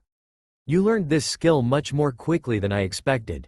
Despite his aching head, Naruto grinned and shouted, yeah, I'm awesome. Ebisu gestured in the manner Naruto had learned to interpret as, sit down and shut up, I have words of great wisdom to impart unto you. When using Earth Passage, you must take into account the medium through which you are moving.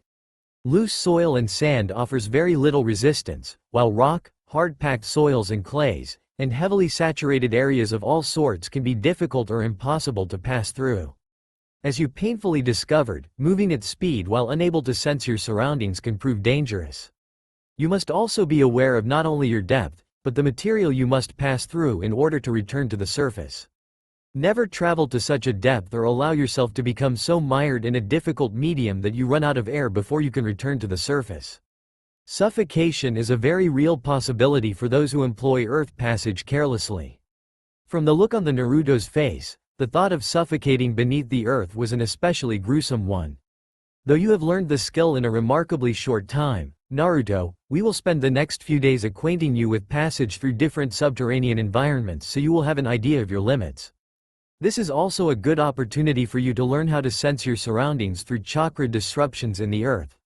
You will not only be able to travel underground more quickly if you can detect possible hazards, you will also be forewarned if an enemy ninja attempts to use Earth Passage or its Earth Element technique equivalent, Underground Voyage, against you. It was Naruto's day off from training and he was making the most of it. He'd slept as late as he could, which wasn't all that late considering how long he'd been waking before sunrise. Sensei did not complain when he ate 3 servings of instant ramen for breakfast. Then he went on to most of the remainder of the morning hanging out with old man Hokage. The old dude was impressed with his improving ability to manipulate metals and had even allowed Naruto to demonstrate using the kunai and shuriken he kept in the concealed pouch hidden within the fold of his Hokage robe, restoring each weapon to pristine condition with barely more than a tap of his finger and a flare of chakra. And now his stomach was stuffed full of glorious ramen courtesy Ichiraku's. Before the day was over, Naruto planned to stop by the ramen stand for dinner, too. Life was good. Naruto loved all the training he received from Sensei and was really grateful for being able to live with him. It beat the hell out of living alone and trying to teach himself new ninja skills. The last 6 months kicked ass and now so did he. The other kids from his academy class wouldn't know what hit them if they saw Naruto now. That was actually why he'd ventured out into the student-only training grounds this afternoon. The area set aside for his use by the old man was practically on the other side of the village compared to the student grounds, pretty much making the likelihood of running into a former classmate while training a big fat zero. In his off days, all 2 of them a month, Naruto had yet to find any of his former classmates, even the ones he didn't like very much. Not that he spent all day looking for them, there was just too much to do and not enough daylight to do it in, but it would be cool to know how everyone was doing, especially Sakura. He'd never admit it out loud, but Naruto kinda missed his old Chunin instructor Iruka.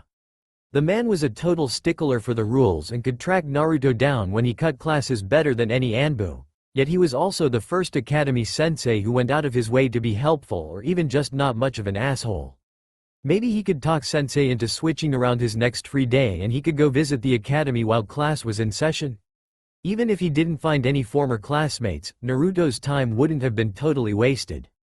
Wandering from one training ground to the next, chakra senses uncannily attuned to the presence of large concentrations of metal. He had accumulated a small arsenal of broken, discarded, or simply forgotten ninja tools. His spare kunai pouch was bulging. Tomorrow, when Sensei put him back to work, Naruto knew he could use repairing the tools as an excuse to take it easy for a little while.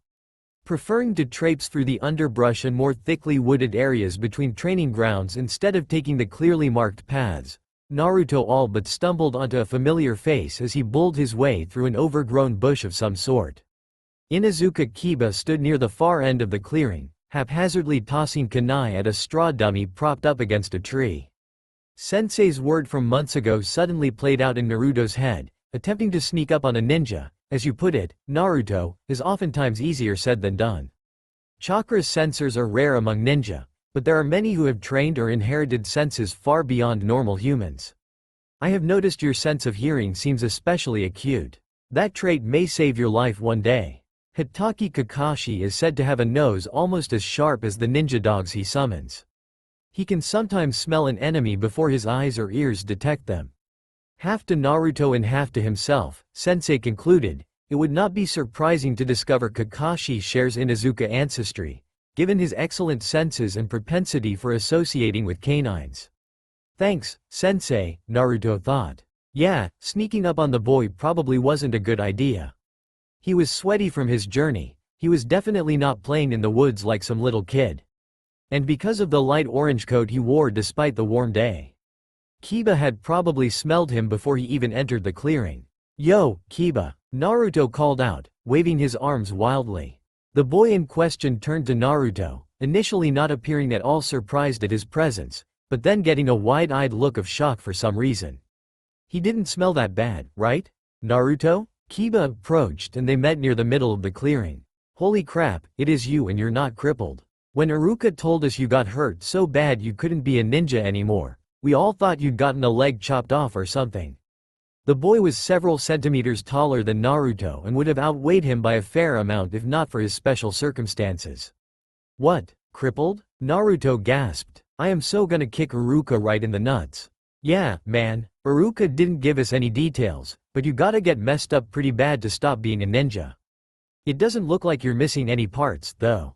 Grinning, Naruto made an exaggerated show of checking that his arms and legs were still intact. Arf, arf. A little white blur crashed into Kiba's shin, surprising Naruto with its sudden appearance. Kiba just laughed and picked up the small puppy. It could almost fit in the palm of the larger boy's hand. Akamaru, meet Naruto, he's a dumbass, but pretty cool otherwise. I resent that, you mangy bastard. Naruto, meet Akamaru, the coolest ninja dog in Konoha. Arf, arf. Despite the desire to punch Kiba in the nose, Naruto couldn't help but smile at the puppy's yapping. It was kind of cute. Hey, Akamaru, it's nice to meet you. Kiba used to complain all the time about not having a dog of his own. It had been damned annoying to tell the truth. You sure are a little guy. Were you the runt of the litter? Arf, grr, arf, arf. Hey, he's just a puppy. He's supposed to be small. All Inuzuka dogs start out little and grow up slow, that way they live as long as their partner, Kiba protested, keeping a firm grip on Akamaru who apparently already had a firm enough grasp of human language to know he might have just been insulted. The puppy certainly looked like he wanted to gnaw on Naruto. Haha, Naruto laughed. Just kidding around with ya, Akamaru. I think you're awesome, too. I wish I had a ninja dog. The best I could manage was convincing Sensei to let me put fish in the pond out back. The puppy calmed down immediately, clearly understanding the apology. So jealous, Naruto thought. Those stupid fish couldn't do anything cool. Sensei, are you in a civilian school now? That's gotta suck. Kiba actually tucked Akamaru into one of the large front pockets of the coat he was wearing, the dog not seeming to mind a bit. Ha, no way, Kiba. After I healed up, I got my own ninja sensei. I even moved in with him so he could monitor my health. Gotta look out for side effects from the accident, you know? Kiba did not know, actually, and he wondered about it aloud. Some asshole sold me an explosive tag, but told me it was something else, so I kinda blew myself up. Naruto finally answered with a sheepish grin, much to Kiba's amusement. Then I fell into a big hole and landed on some old piece of metal. This was what the old man had made him promise to tell people. Instead of revealing just what material he'd been impaled on, that went all the way through my guts. Not noticing the very slight greenish tint that came over Kiba's complexion, Naruto continued, it's cool, though. Check it out. Naruto rolled back the sleeves of his coat to show Kiba the iron fused to the flesh of his arms. Sensei and the old man both preferred that he cover up the more obvious armor while in public to avoid drawing a lot of attention. I've got built-in armor now. Go on, feel. That's alright, man. I'll take your word for it. How'd you end up with that stuff on your arms if you got stabbed in the stomach? Sensei says my body adapted to the metal while it was trying to use my chakra to heal the wound, or something like that. I ended up absorbing a bunch of the stuff. Arf, arf. You're right, Akamaru. That does explain why Naruto smelled strange. To Naruto, he asked, "It doesn't hurt or anything?" "Nah, it's actually sort of weird not being able to feel stuff where the armor is." Naruto and Kiba, with occasional commentary from Akamaru, continued to talk for about half an hour or so, mostly catching up on what was happening at the academy, which girls were following that asshole Sasuke around now, and their respective training regimes, before the puppy up and whined, covering his floppy ears with his paws. "Yeah, I hear it, too, Akamaru. I gotta go, Naruto. Mom's calling for me with the dog whistle and she sounds pissed. She probably found out I haven't cleaned the kennels yet." Before the boy could exit the clearing, Naruto called out to him, "I get another day off in 2 weeks. You wanna hang out some then?" "That sounds good, man. Akamaru and I come here to train all the time. We'll be on the lookout," and with that, he was gone. Hiruzen was enjoying a pleasant smoke, basking in the glory that was a desk free of paperwork, at least for the time being. His former student, Jiraiya, the last of them still loyal to Konoha, sat opposite him, kicked back in a chair with sandal-clad feet resting squarely on the Hokage's desk. The younger man had important duties outside the village and did not often find time to visit. "You owe me a bottle of the good stuff, old man," claimed Jiraiya. "And why is that?" "Because I figured out what that seal array was meant to accomplish, the one the brat stumbled across. Of course, if it was left intact for proper study, I would have been able to tell you about its purpose months ago," the sage accused with a mock glare. Hiruzen shrugged unapologetically. Whether or not it had remained inert for decades, the mysterious array was too large a potential danger, and as leader of the village he would have been negligent to leave it to be activated. You act all nonchalant now, Professor. Can you pull it off when I tell you the array was a priceless cultural heritage site?" Jiraiya took special delight in seeing his old mentor's eyes widen slightly. "That'll do, super pervert, that'll do. You ever wonder how the Shoden was able to whip up a forest covering more than half the Land of Fire practically overnight?" Well, Hiruzen groused, shit. He had to concede that Jiraiya deserved to rub this one in his face. Now which drawer did he keep the good sake in which housed the really good stuff he saved for the daimyo? Screw the sake, Jiraiya thought. That sour look on Sensei's face is worth it. It was getting late and Naruto would soon need to go to sleep if he didn't want to be a miserable wretch in the morning. He did have a little time, though. Sitting on his bed, Naruto flipped a broken kunai thoughtfully. Even with a third of the blade snapped off, he could repair it easily enough using another piece of scrap as source material. That was not to be the weapon's fate. Dropping the kunai, Naruto rapidly went through a long set of hand seals and called out, "Iron release, false life transformation." A small cloud of smoke enveloped the kunai. As Naruto's control and proficiency with the technique improved, the excess chakra residue released as smoke lessened greatly. The smoke faded away in a few moments to reveal a rough metallic approximation of Akamaru. Naruto watched closely as the technique slowly took complete effect. White fur grew into place and the puppy's eyes soon shined with the appearance of life. Within less than a minute there was what appeared to be a perfect duplicate of Kiba's partner sitting on his bed. Arf! Naruto winced at the harsh metallic bark, sounding not unlike scratching nails down a chalkboard. While the technique remained in effect, he mentally commanded its actions. The practice was necessary, because no matter how lifelike his creations appeared or how well they responded to his thoughts, they still didn't move properly. Iron Akamaru's gait was too unnatural to escape notice by any but the most unobservant. The creation remained for just over 5 minutes, a new record for the boy. At least that was some improvement. Now he just needed to cut down on the number of necessary hand seals, do away with all the smoke, hurry up the transformation, and get the hang of moving non-human creations in a believable manner. Working out how to stop the imitations from collapsing into a pile of fine iron powder when the technique ended would also be nice. Naruto was confident he could work out those issues in the next 2 weeks so he could show it off to the old man. I gotta remember not to do that on the bed next time, Naruto thought with a sigh as he went off in search of a broom. Best to get the mess cleaned up before Sensei took notice. Naruto halted the technique mid-cast, reflexively pulling himself underground to avoid being struck by the horizontal column of roaring water spit at him by Sensei. There would be time later to complain about having a ninjutsu battle against a Junin capable of initiating his techniques many times faster than him. Then again, fair wasn't exactly in the ninja handbook. The ninja in training drew a double brace of shuriken and flooded chakra into the projectiles, working his will upon the metallic structure of each. Prepared for his counterstroke, Naruto flared chakra, blasting upward with extreme speed. His momentum was enough to carry him several meters into the air. Sensei was nowhere to be seen, as Naruto expected. He quickly threw each handful of shuriken to either side in a widespread pattern and activated his most practiced technique, the one he could perform silently with only a single hand seal. Iron Release. False Life Transformation. Naruto was already knifing back into the earth below, correctly expecting another attack from Sensei at any moment.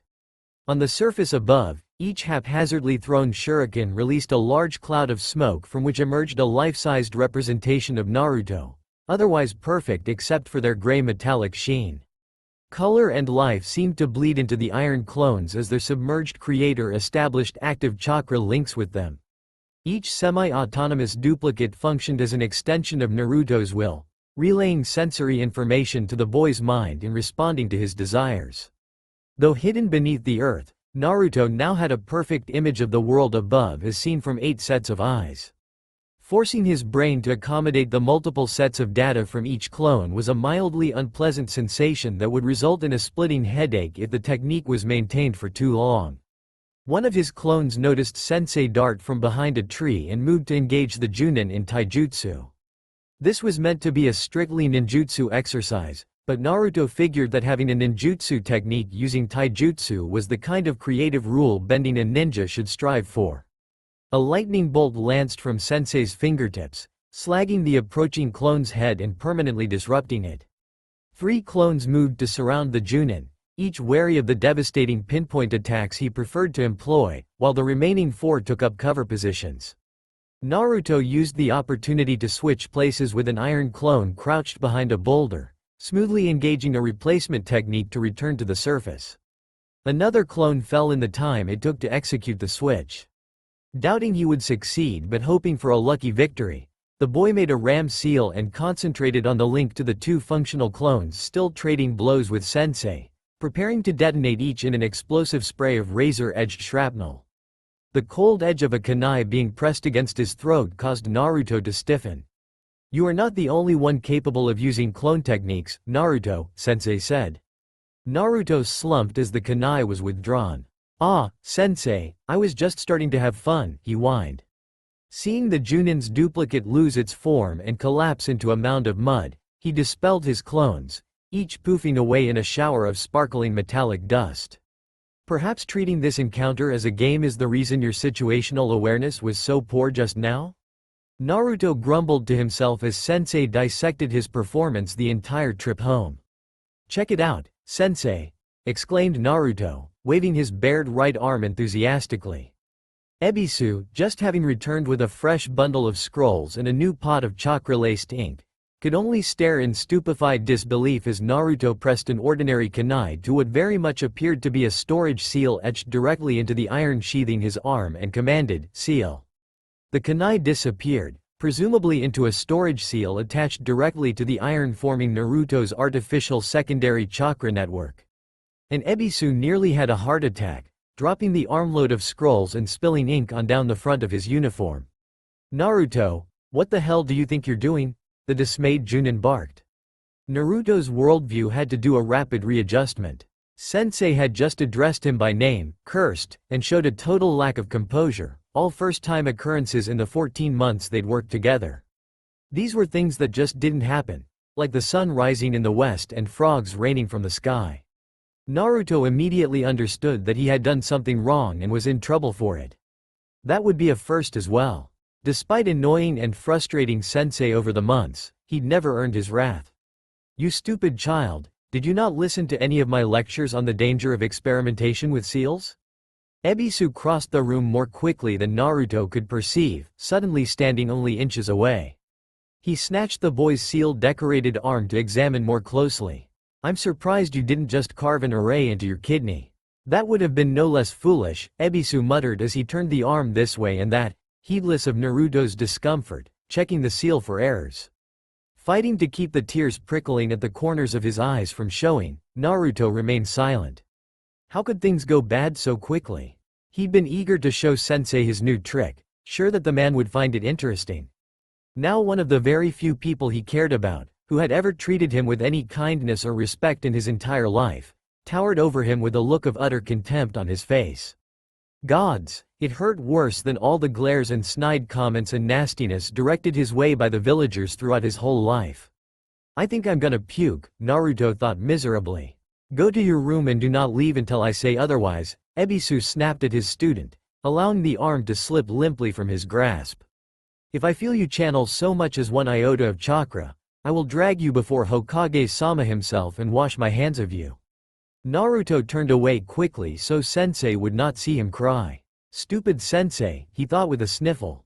Neither Sensei nor student took notice of the storage seal on the boy's arm fading away, leaving the iron armor once more unblemished. The kunai was nowhere to be seen. Hours later, Ebisu crept quietly into Naruto's room. The boy looked miserable even in sleep, with his head half buried beneath a pillow and the blanket clutched tightly against his chest. He hadn't really expected to find his student sleeping, brooding over the revenge he would shower upon his sensei for treating him so badly. Yes, asleep, not so much. Checking the stairwell, hall, and doorway for traps might have been excessive caution. He would just wait until morning to apologize for his abysmal behavior. Ebisu wished to excuse his words and actions as those of a concerned mentor rightly horrified by what he saw as a grave breach of common sense, but the justification fell short even in his own head. There was no excuse to be so harsh with the boy. It was obvious Naruto hadn't thought he was doing anything sneaky or forbidden, else he would not have so loudly announced his actions the moment his sensei returned. In the dim moonlight filtering in through Naruto's bedroom window, Ebisu nearly stumbled across an unseen bundle. Once his footing was steady, he crouched to examine the obstacle, finding it to be an old duffel bag he'd retrieved from Naruto's apartment when the boy first came to live with him. It was stuffed to bursting with Naruto's belongings. "Oh, you heartless bastard," Ebisu thought to himself, "now look what you've gone and done." Had Naruto decided to leave, returning to his apartment? The boy could easily petition for re-entry into the ninja academy, his skills more than adequate to the task. Or did he fear his sensei was going to force him to leave? Yes, an apology was due in the morning. Naruto woke from a night of fitful sleep, half-remembered nightmares still plaguing his thoughts. Each had been a variation on an old theme. Naruto always alone, kicked out of the academy, no friends or even the old man to talk to. He couldn't recall the last time he'd suffered from those painful dreams. Rubbing the sleep from his eyes, Naruto noticed the amount of light filling his room, immediately realizing he'd overslept. Sensei was gonna kill him. When he finished entangling the overly grabby blanket and dragged himself from bed, Naruto took only a couple steps before tripping over an obstacle sitting in the middle of his room. Horror flooded through him at the sight of the bag, memories of the day before finally intruding upon his mind. Sensei was gonna make him leave. Naruto felt his eyes prickling again and focused the entirety of his will upon simply not letting tears come. He was 11 now, much too old to be crying like a baby. If his stupid asshole of a sensei kicked him out, he would leave with his head held high and no sign of the burning despair he felt eating away at his insides like acid. The boy was staring so intently at the bag holding most of his worldly possessions he didn't notice the figure now standing in the doorway. Ebisu drew Naruto's attention with a soft cough. As soon as he saw Sensei, the boy's convictions fled and he launched himself at the man. His target did not dodge and was captured in a crushing hug. With a grunt of discomfort caused by the boy who did not understand his own strength, Ebisu awkwardly patted his sobbing student on the shoulder. "I'm so sorry, Sensei," Naruto was eventually able to say between hiccups and sniffles. "I don't want to leave. I promise I won't be stupid anymore." Were those his ribs creaking? Once Ebisu was able to pry himself from Naruto's grasp, he crouched down so he would both be at eye level with the boy. "Naruto, you have nothing to apologize for. You made a mistake and I shamefully overreacted. It is I who owe you an apology. You are a brilliant if unorthodox student, not a stupid child at all." He paused and let the obviously confused boy process his statement. "I have never before acted so unprofessionally. It would not be remiss for you to report my actions to Hokage-sama." More than a minute passed as adult and child stared at one another. Finally, Naruto wiped his eyes with the back of his sleeve and said, "Stupid sensei, you forgot to change your clothes." Then Ebisu realized he was still wearing the ink-stained uniform from the day before. How embarrassing. It was hours later when Ebisu noticed Naruto's arm was now free of the storage seal that had led to the unpleasant incident of the day before. He asked his student how he was able to etch the near-indestructible metal in the few minutes he'd gone without supervision and how he was able to erase it so easily. "I didn't get a chance to tell you, sensei. That's what's so cool about it. I didn't have to use ink or anything to make the storage seal. I just used the one you left me to study as a guide and caused my armor to look exactly the same. Watch, it was much easier, only a moment of concentration this time, to bring the seal into being, almost as if the iron remembered the pattern." Ebisu observed a storage seal appear on Naruto's arm. One moment it was a blank expanse of silvery blue iron and the next there was a seal. He could have kicked himself for not realizing this possibility earlier.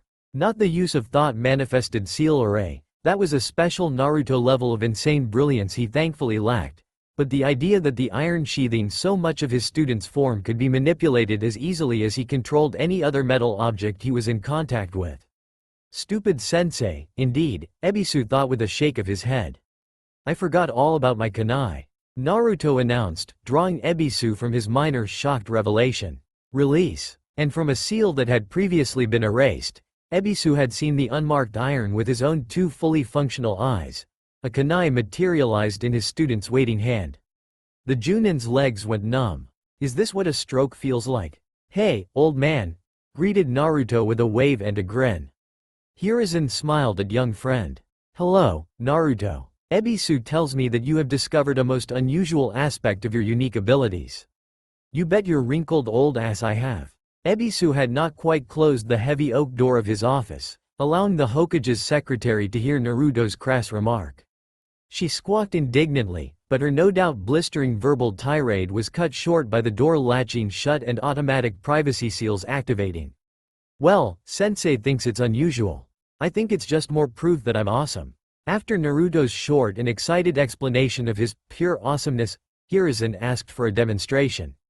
The boy rolled back his sleeves and a look of concentration briefly touched his face.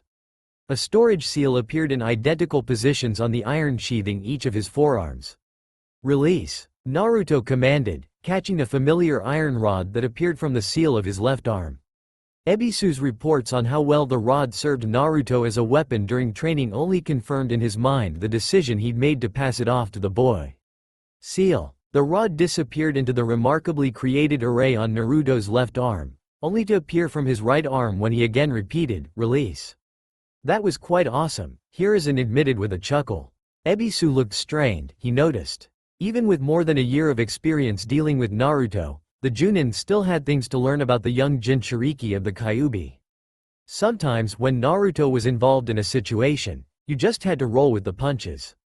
"Unusual might be something of an understatement," Hiruzen remarked. "Have you experimented with this ability using any other seals?"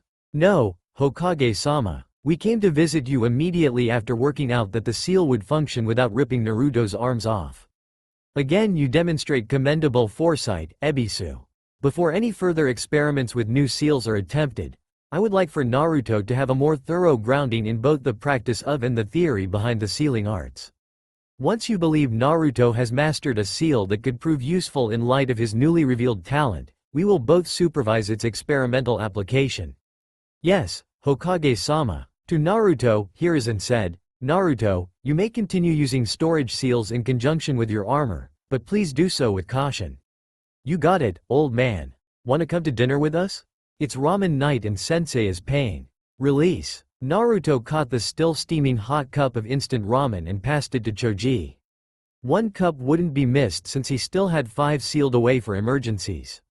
He offered Shikamaru and Kiba a cup, but they declined. What kind of freak turns down free ramen? He was sure Akamaru would have accepted if he was present. He was an awesome dog like that. "Thanks, Naruto." Choji retrieved a pair of engraved Akamichi manufactured chopsticks from his kunai pouch and went to work. From his place sprawled on the grass of the clearing, Shikamaru barely glanced away from his incessant cloud watching to comment, "Storage seals aren't supposed to work that way, Naruto." "Well mine do." Sensei helped me figure out how to keep the ramen fresh and hot. Not that he knew that was the goal, but what he doesn't know can't come back to bite me in the ass later. Sensei was smart as hell, and even though he didn't act like he'd figured out Naruto's ulterior motives in learning the much more advanced storage seal, the boy wouldn't be shocked to learn his subterfuge had been seen through from the get-go. The guys didn't need to know that. Troublesome, was the dark-haired boy's only response, turning back to the clouds instead of miring himself any deeper in Naruto's odd fascination with ramen. Mournfully staring down into the devastated remains of his empty cup, Choji said, "That is so cool, Naruto. Does it work with other stuff or just ramen?" "All kinds of stuff, man. Keeps ice cream cold, too." Naruto laughed outright at the worshipful expression on his chubby friend's face. To Kiba he asked, "Where's Akamaru at anyway?" The Inuzuka boy and his young ninja dog were normally inseparable. Kiba paused in his none too gentle pounding of the wooden training post to respond.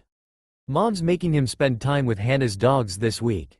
Apparently our ninja dogs have clan secrets of their own they pass down to one another. I don't think that's fair at all." He lashed out at the wooden post, gauging it deeply with his long chakra-strengthened fingernails. "It doesn't sound like that big of a problem. We all know Akamaru is the brains of your operation anyway," teased Naruto. "They're probably just teaching him a secret technique to mind control their human pets." Shikamaru snorted, revealing that he wasn't really asleep, and Choji laughed merrily. "Oi, that's not true. Have you been talking to Ino? She started the same stupid rumor last year and it took months to go away. Blondes. So troublesome. Seriously," Kiba muttered darkly, glaring at Naruto and Choji, both laughing too hard at his plight to respond. Ebisu's wooden bow staff clacked sharply against Naruto's much heavier iron pole, the Junin taking care to deflect his student's powerful strike lest it splinter the less robust weapon. That was the secret to combating the boy's seemingly prodigious strength. Deflect, parry, and dodge. At close range, Naruto's every attack had to be treated as a potentially crippling injury in the making. Operating under the effects of constant chakra enhancement, a necessity due to his peculiar condition, Naruto did not broadcast the telltale surges of chakra another ninja would release when temporarily boosting their bodies to perform some superhuman feat or another. His was just a steady thrumming presence for anyone with the ability to sense it. Not all ninja learned to detect those signals, just one of the reasons why few survived long enough to attain Junin rank. Ebisu was one of these ninja, for all the good it did in this situation, as lack of the expected cues made fighting Naruto at a level appropriate to the boy's skill a little stressful. The overhead blow turned aside and its follow-up sweep avoided by a wide margin. Ebisu knew better than to let his guard down. While his bow was a static weapon, his student's was not. The whole point of this exercise was to force the boy to apply his rather devious creativity to that hunk of chakra-conductive iron he so adored. He did not want his student to be merely adequate, but instead a terror to fight, with a tool that could be anything its wielder could imagine from one moment to the next. To facilitate this, Naruto was barred from using the weapon in any single form for more than 3 consecutive attacks. The threat of no ramen privileges for a week was perhaps a bit too much motivation, Ebisu would later consider. Over the better part of an hour, Naruto cycled through more than a dozen random blunt instruments, tried a variety of swords, used the bow-like pole several times, and even attempted to wield his weapon in the form of a halberd once. A proper halberd was not an easy weapon for Naruto to manage, it was too long and he was too short. That little misstep nearly ended the spar early. Ebisu updated his mental notes of which weapons appeared to best suit his student's style for later. It was all well and good that Naruto gained some proficiency with as many forms as possible, but it was unfeasible to expect him to become truly skilled with more than a few. As Naruto's iron pole suddenly lengthened dramatically, losing its rigidity in the process, Ebisu was forced to sacrifice his bow staff and dodge with a chakra-enhanced burst of speed. The boy cackled as he twirled his improvised whip with unnatural, snaking precision. The sharp crack of its dagger-like tip breaking the sound barrier only accentuated how dangerous this new variation could be. "Excellent choice, Naruto," congratulated Ebisu. He drew a pair of kunai and upped his own speed to better match Naruto's now heightened threat level. "I almost got you that time, sensei." Naruto cracked his whip, again missing Sensei but destroying the kunai used to deflect the strike. It could be repaired easily enough afterward. Naruto yelped, nearly dropping his rod-turned whip, when Ebisu darted forward to take advantage of the longer-ranged weapon's lack of close-range utility. He did drop it, however, when the man's kick connected solidly with his armored sternum, blasting him off his feet and into a roll that left him grounded and disoriented. A kunai pressed against Naruto's throat once again ended the spar. They always ended like that. No matter how much he learned or how fast he became, Sensei was always that much faster. He was getting tired of the sensation of that damned kunai tickling his neck. One day he'd laugh and end up with a second smile. Thanks, Tucci, it was great as always. See you next time, Ayame. Naruto decided that once he became a ninja and started earning the big-time Ryo, when he could afford as much Ichiraku's ramen as he wanted, stupid small allowance, he would give up the instant stuff forever. It even made sense from a ninja's point of view. Store enough Ichirakus away in his seals and he could avoid all sorts of potential hazards in the field. Fresh ramen at night without risking a visible fire. Fresh ramen prepared by trusting hands not waiting to poison the nosy foreign ninja. Fresh ramen. His stomach pleasantly engorged, Naruto set off for the student training ground where he often met with the guys on his free days. He had not traveled more than a block when he caught sight of a far-off head of lovely pink hair. Could it be, after nearly 2 years out of the academy, had he finally found Sakura? Naruto cursed his lack of a passable body flicker. Progress on the technique was slow and if he attempted to use it now to catch up to Sakura before she disappeared he would probably end up ramming his head through some unsuspecting villager's living room wall. He caught up with Sakura shortly, having only lost sight of her a handful of time. She was stepping into an unfamiliar flower shop just as Naruto rounded the corner. Hadn't Shikamaru lazily mentioned at some point that Ino's parents owned a flower shop? If this was Ino's parents' shop, it seemed kinda odd to see Sakura visiting. According to Kiba's complaints, based mostly on the volume of the girls' many violent shouting matches, Ino and Sakura's silly competition to garner Sasuke's attention had progressed to a heated rivalry. Naruto still couldn't figure that situation out at all. When he'd been withdrawn from the academy, both girls were still on friendly enough terms, shifting between sighing dreamily or making googly eyes at Sasuke and giggling together conspiratorially over some unfathomable girl-type stuff. Never having had cause to enter a flower shop, the only girl he knew was Ayame. Naruto opened the door and entered cautiously. Maybe the ramen-slinging girl would like a flower? Crazy, forehead. Amy does not have a pair of Sasuke's boxers. That was Ino screeching. Well, that's what she said and the pair she was waving around was Sasuke's brand. I wouldn't make up a story about something so important, you stupid pig. Sakura responded with equal if not greater force. And on that note Naruto slipped right back out the door, hoping neither girl noticed his very brief presence. Even though it would have been awesome to say hi to Sakura and get a good look at her after so much time, he had no intention of getting drawn into whatever insanity had infected his former classmates. Sasuke, you poor bastard? I do not make this recommendation lightly, Hokage-sama, Ebisu said. Hiruzen was a bit dumbfounded, to be honest. Ebisu and Naruto had developed a very effective teacher-student relationship. Naruto's reported skills as a ninja trainee greatly exceeded where he would have expected them to be had he remained in the academy. Ebisu, staid and stoic Ebisu, might not realize it, but he'd grown into his role as a teacher while overseeing Naruto's education. He didn't just teach, he genuinely cared about his students' progress, going so far as to learn new skills with the express purpose of passing them on to Naruto. So, all things considered, it was strange for the Junin was looking to terminate his very lucrative teaching contract prematurely. He quirked an eyebrow and gestured for Ebisu to continue his argument. Naruto has proven to be an exceptional student, Hokage-sama, exceeding my earliest estimates with ease. He has the beginnings of a serviceable taijutsu style to complement his physical power and unique weapon, a well-developed school of personal ninjutsu, and his seal work alone will one day make him an asset to the village. His only glaring weakness is his inability to cast any but the most simplistic of genjutsu.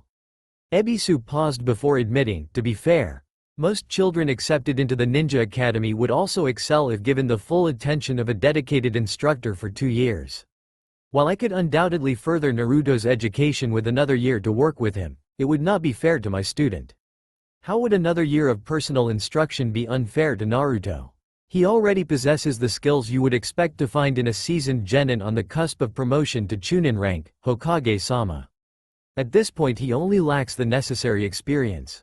In another year my student would definitely be worthy of elite Chunin status, but lacking in any field experience. Then, as a best-case scenario, he would spend a minimum of 6 months to a year working with a genin team who did not have the advantage of specialized tutelage. Ebisu obviously had not come to this decision lightly or without great thought. It would be a stifling environment for Naruto, Hokage-sama. Better to allow him to spend his time as a genin when he can actually be a genin, despite his age. It was only a few short years ago when we regularly graduated children years younger than my student. Between conclusion of the last great ninja war reducing the need for troops to replace casualties and the controversy tied to the assumption by the populace at large that promoting Uchiha Itachi too far, too quickly, had led to the bloody massacre of his family, standard graduation age had been increased to 13 years or older. Though this was not a true law written in the books, the Hokage's word was the law. Hiruzen nodded, contemplating his Junin's reasoning. As Naruto's teacher, he began, silently adding, and a man in whom I have trusted the well-being of a child I would be proud to call my grandson. Your opinion obviously carries great weight with me in regards to his education. He set his unlit pipe aside, and said, I must give this matter some thought. You are dismissed for now, Ebisu. You're shitting me, right? Kiba demanded, skeptical of Naruto's claim. Arf, reiterated Akamaru. No joke. I just wanted to say hi and see how Sakura was doing. Naruto ignored or didn't notice his companions rolling their eyes. But her and Ino were arguing about some other girl having Sasuke's underwear. They were jealous. I hope they didn't notice me there or they might try to silence me. Arf. Well, at least Akamaru believed him. Fine then, if you guys don't believe me, you can just ask one of them in class tomorrow, he pouted. If the girls didn't try to eliminate any of the boys then he, too, should be safe. True or not, I for one don't want to talk about Sasuke's underwear, interjected Shikamaru. This whole conversation is on the verge of becoming troublesome. Naruto would have rather sparred with his friends, but Kiba was a sore loser, Choji wasn't interested in fighting on the weekend, and Shikamaru wouldn't even have deigned to dignify the offer with a response. Sigh. The things he did for his friends. Wanna play shogi? The Nara boy regarded him with one skeptical eye cracked partially open. Maybe you should play checkers with Akamaru instead, Kiba said with a laugh. You almost beat him last time. Arf. Akamaru is a badass like that, Naruto said in his defense. Akamaru, buddy, you need to keep your human in line. He's getting mouthy again. He had to dodge a pebble flicked his way by the young Inuzuka. Arf. It's so not cool when you gang up on me with this asshole, Akamaru, Kiba muttered. Thank you for meeting on such short notice, Ebisu.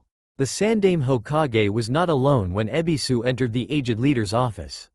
Might Guy, arguably one of Konoha's most powerful Junin and without doubt the most eccentric, waved cheerily. I serve at your pleasure, Hokage-sama. He nodded a greeting to his fellow ninja. Please have a seat, gentlemen. Now, Ebisu, your proposal to promote Naruto to Genin rank a year early has presented us with an opportunity that would otherwise be untenable. Guy, if you would bring Ebisu up to speed? Thank you, sir. He'd had enough dealings with the green-clad man over the years to be prepared for some of the strangeness that was sure to come next. Ebisu, word of your youthful efforts to fan Uzumaki Naruto's flames of youth inspired me to petition Hokage-sama for an apprentice of my own, Guy announced. Oh, bother. He was going to be blamed for whatever insanity Guy ended up causing in his soon-to-be apprentice. Guy went on to explain, in between exclamations of youthfulness, his desire to take on an apprentice from the soon-to-graduate academy class, a student who had caught the Junin's eye with his steadfast determination to become a ninja despite an incredible handicap. Ebisu was frankly astonished a student had been accepted into the academy that had no ability to mold chakra.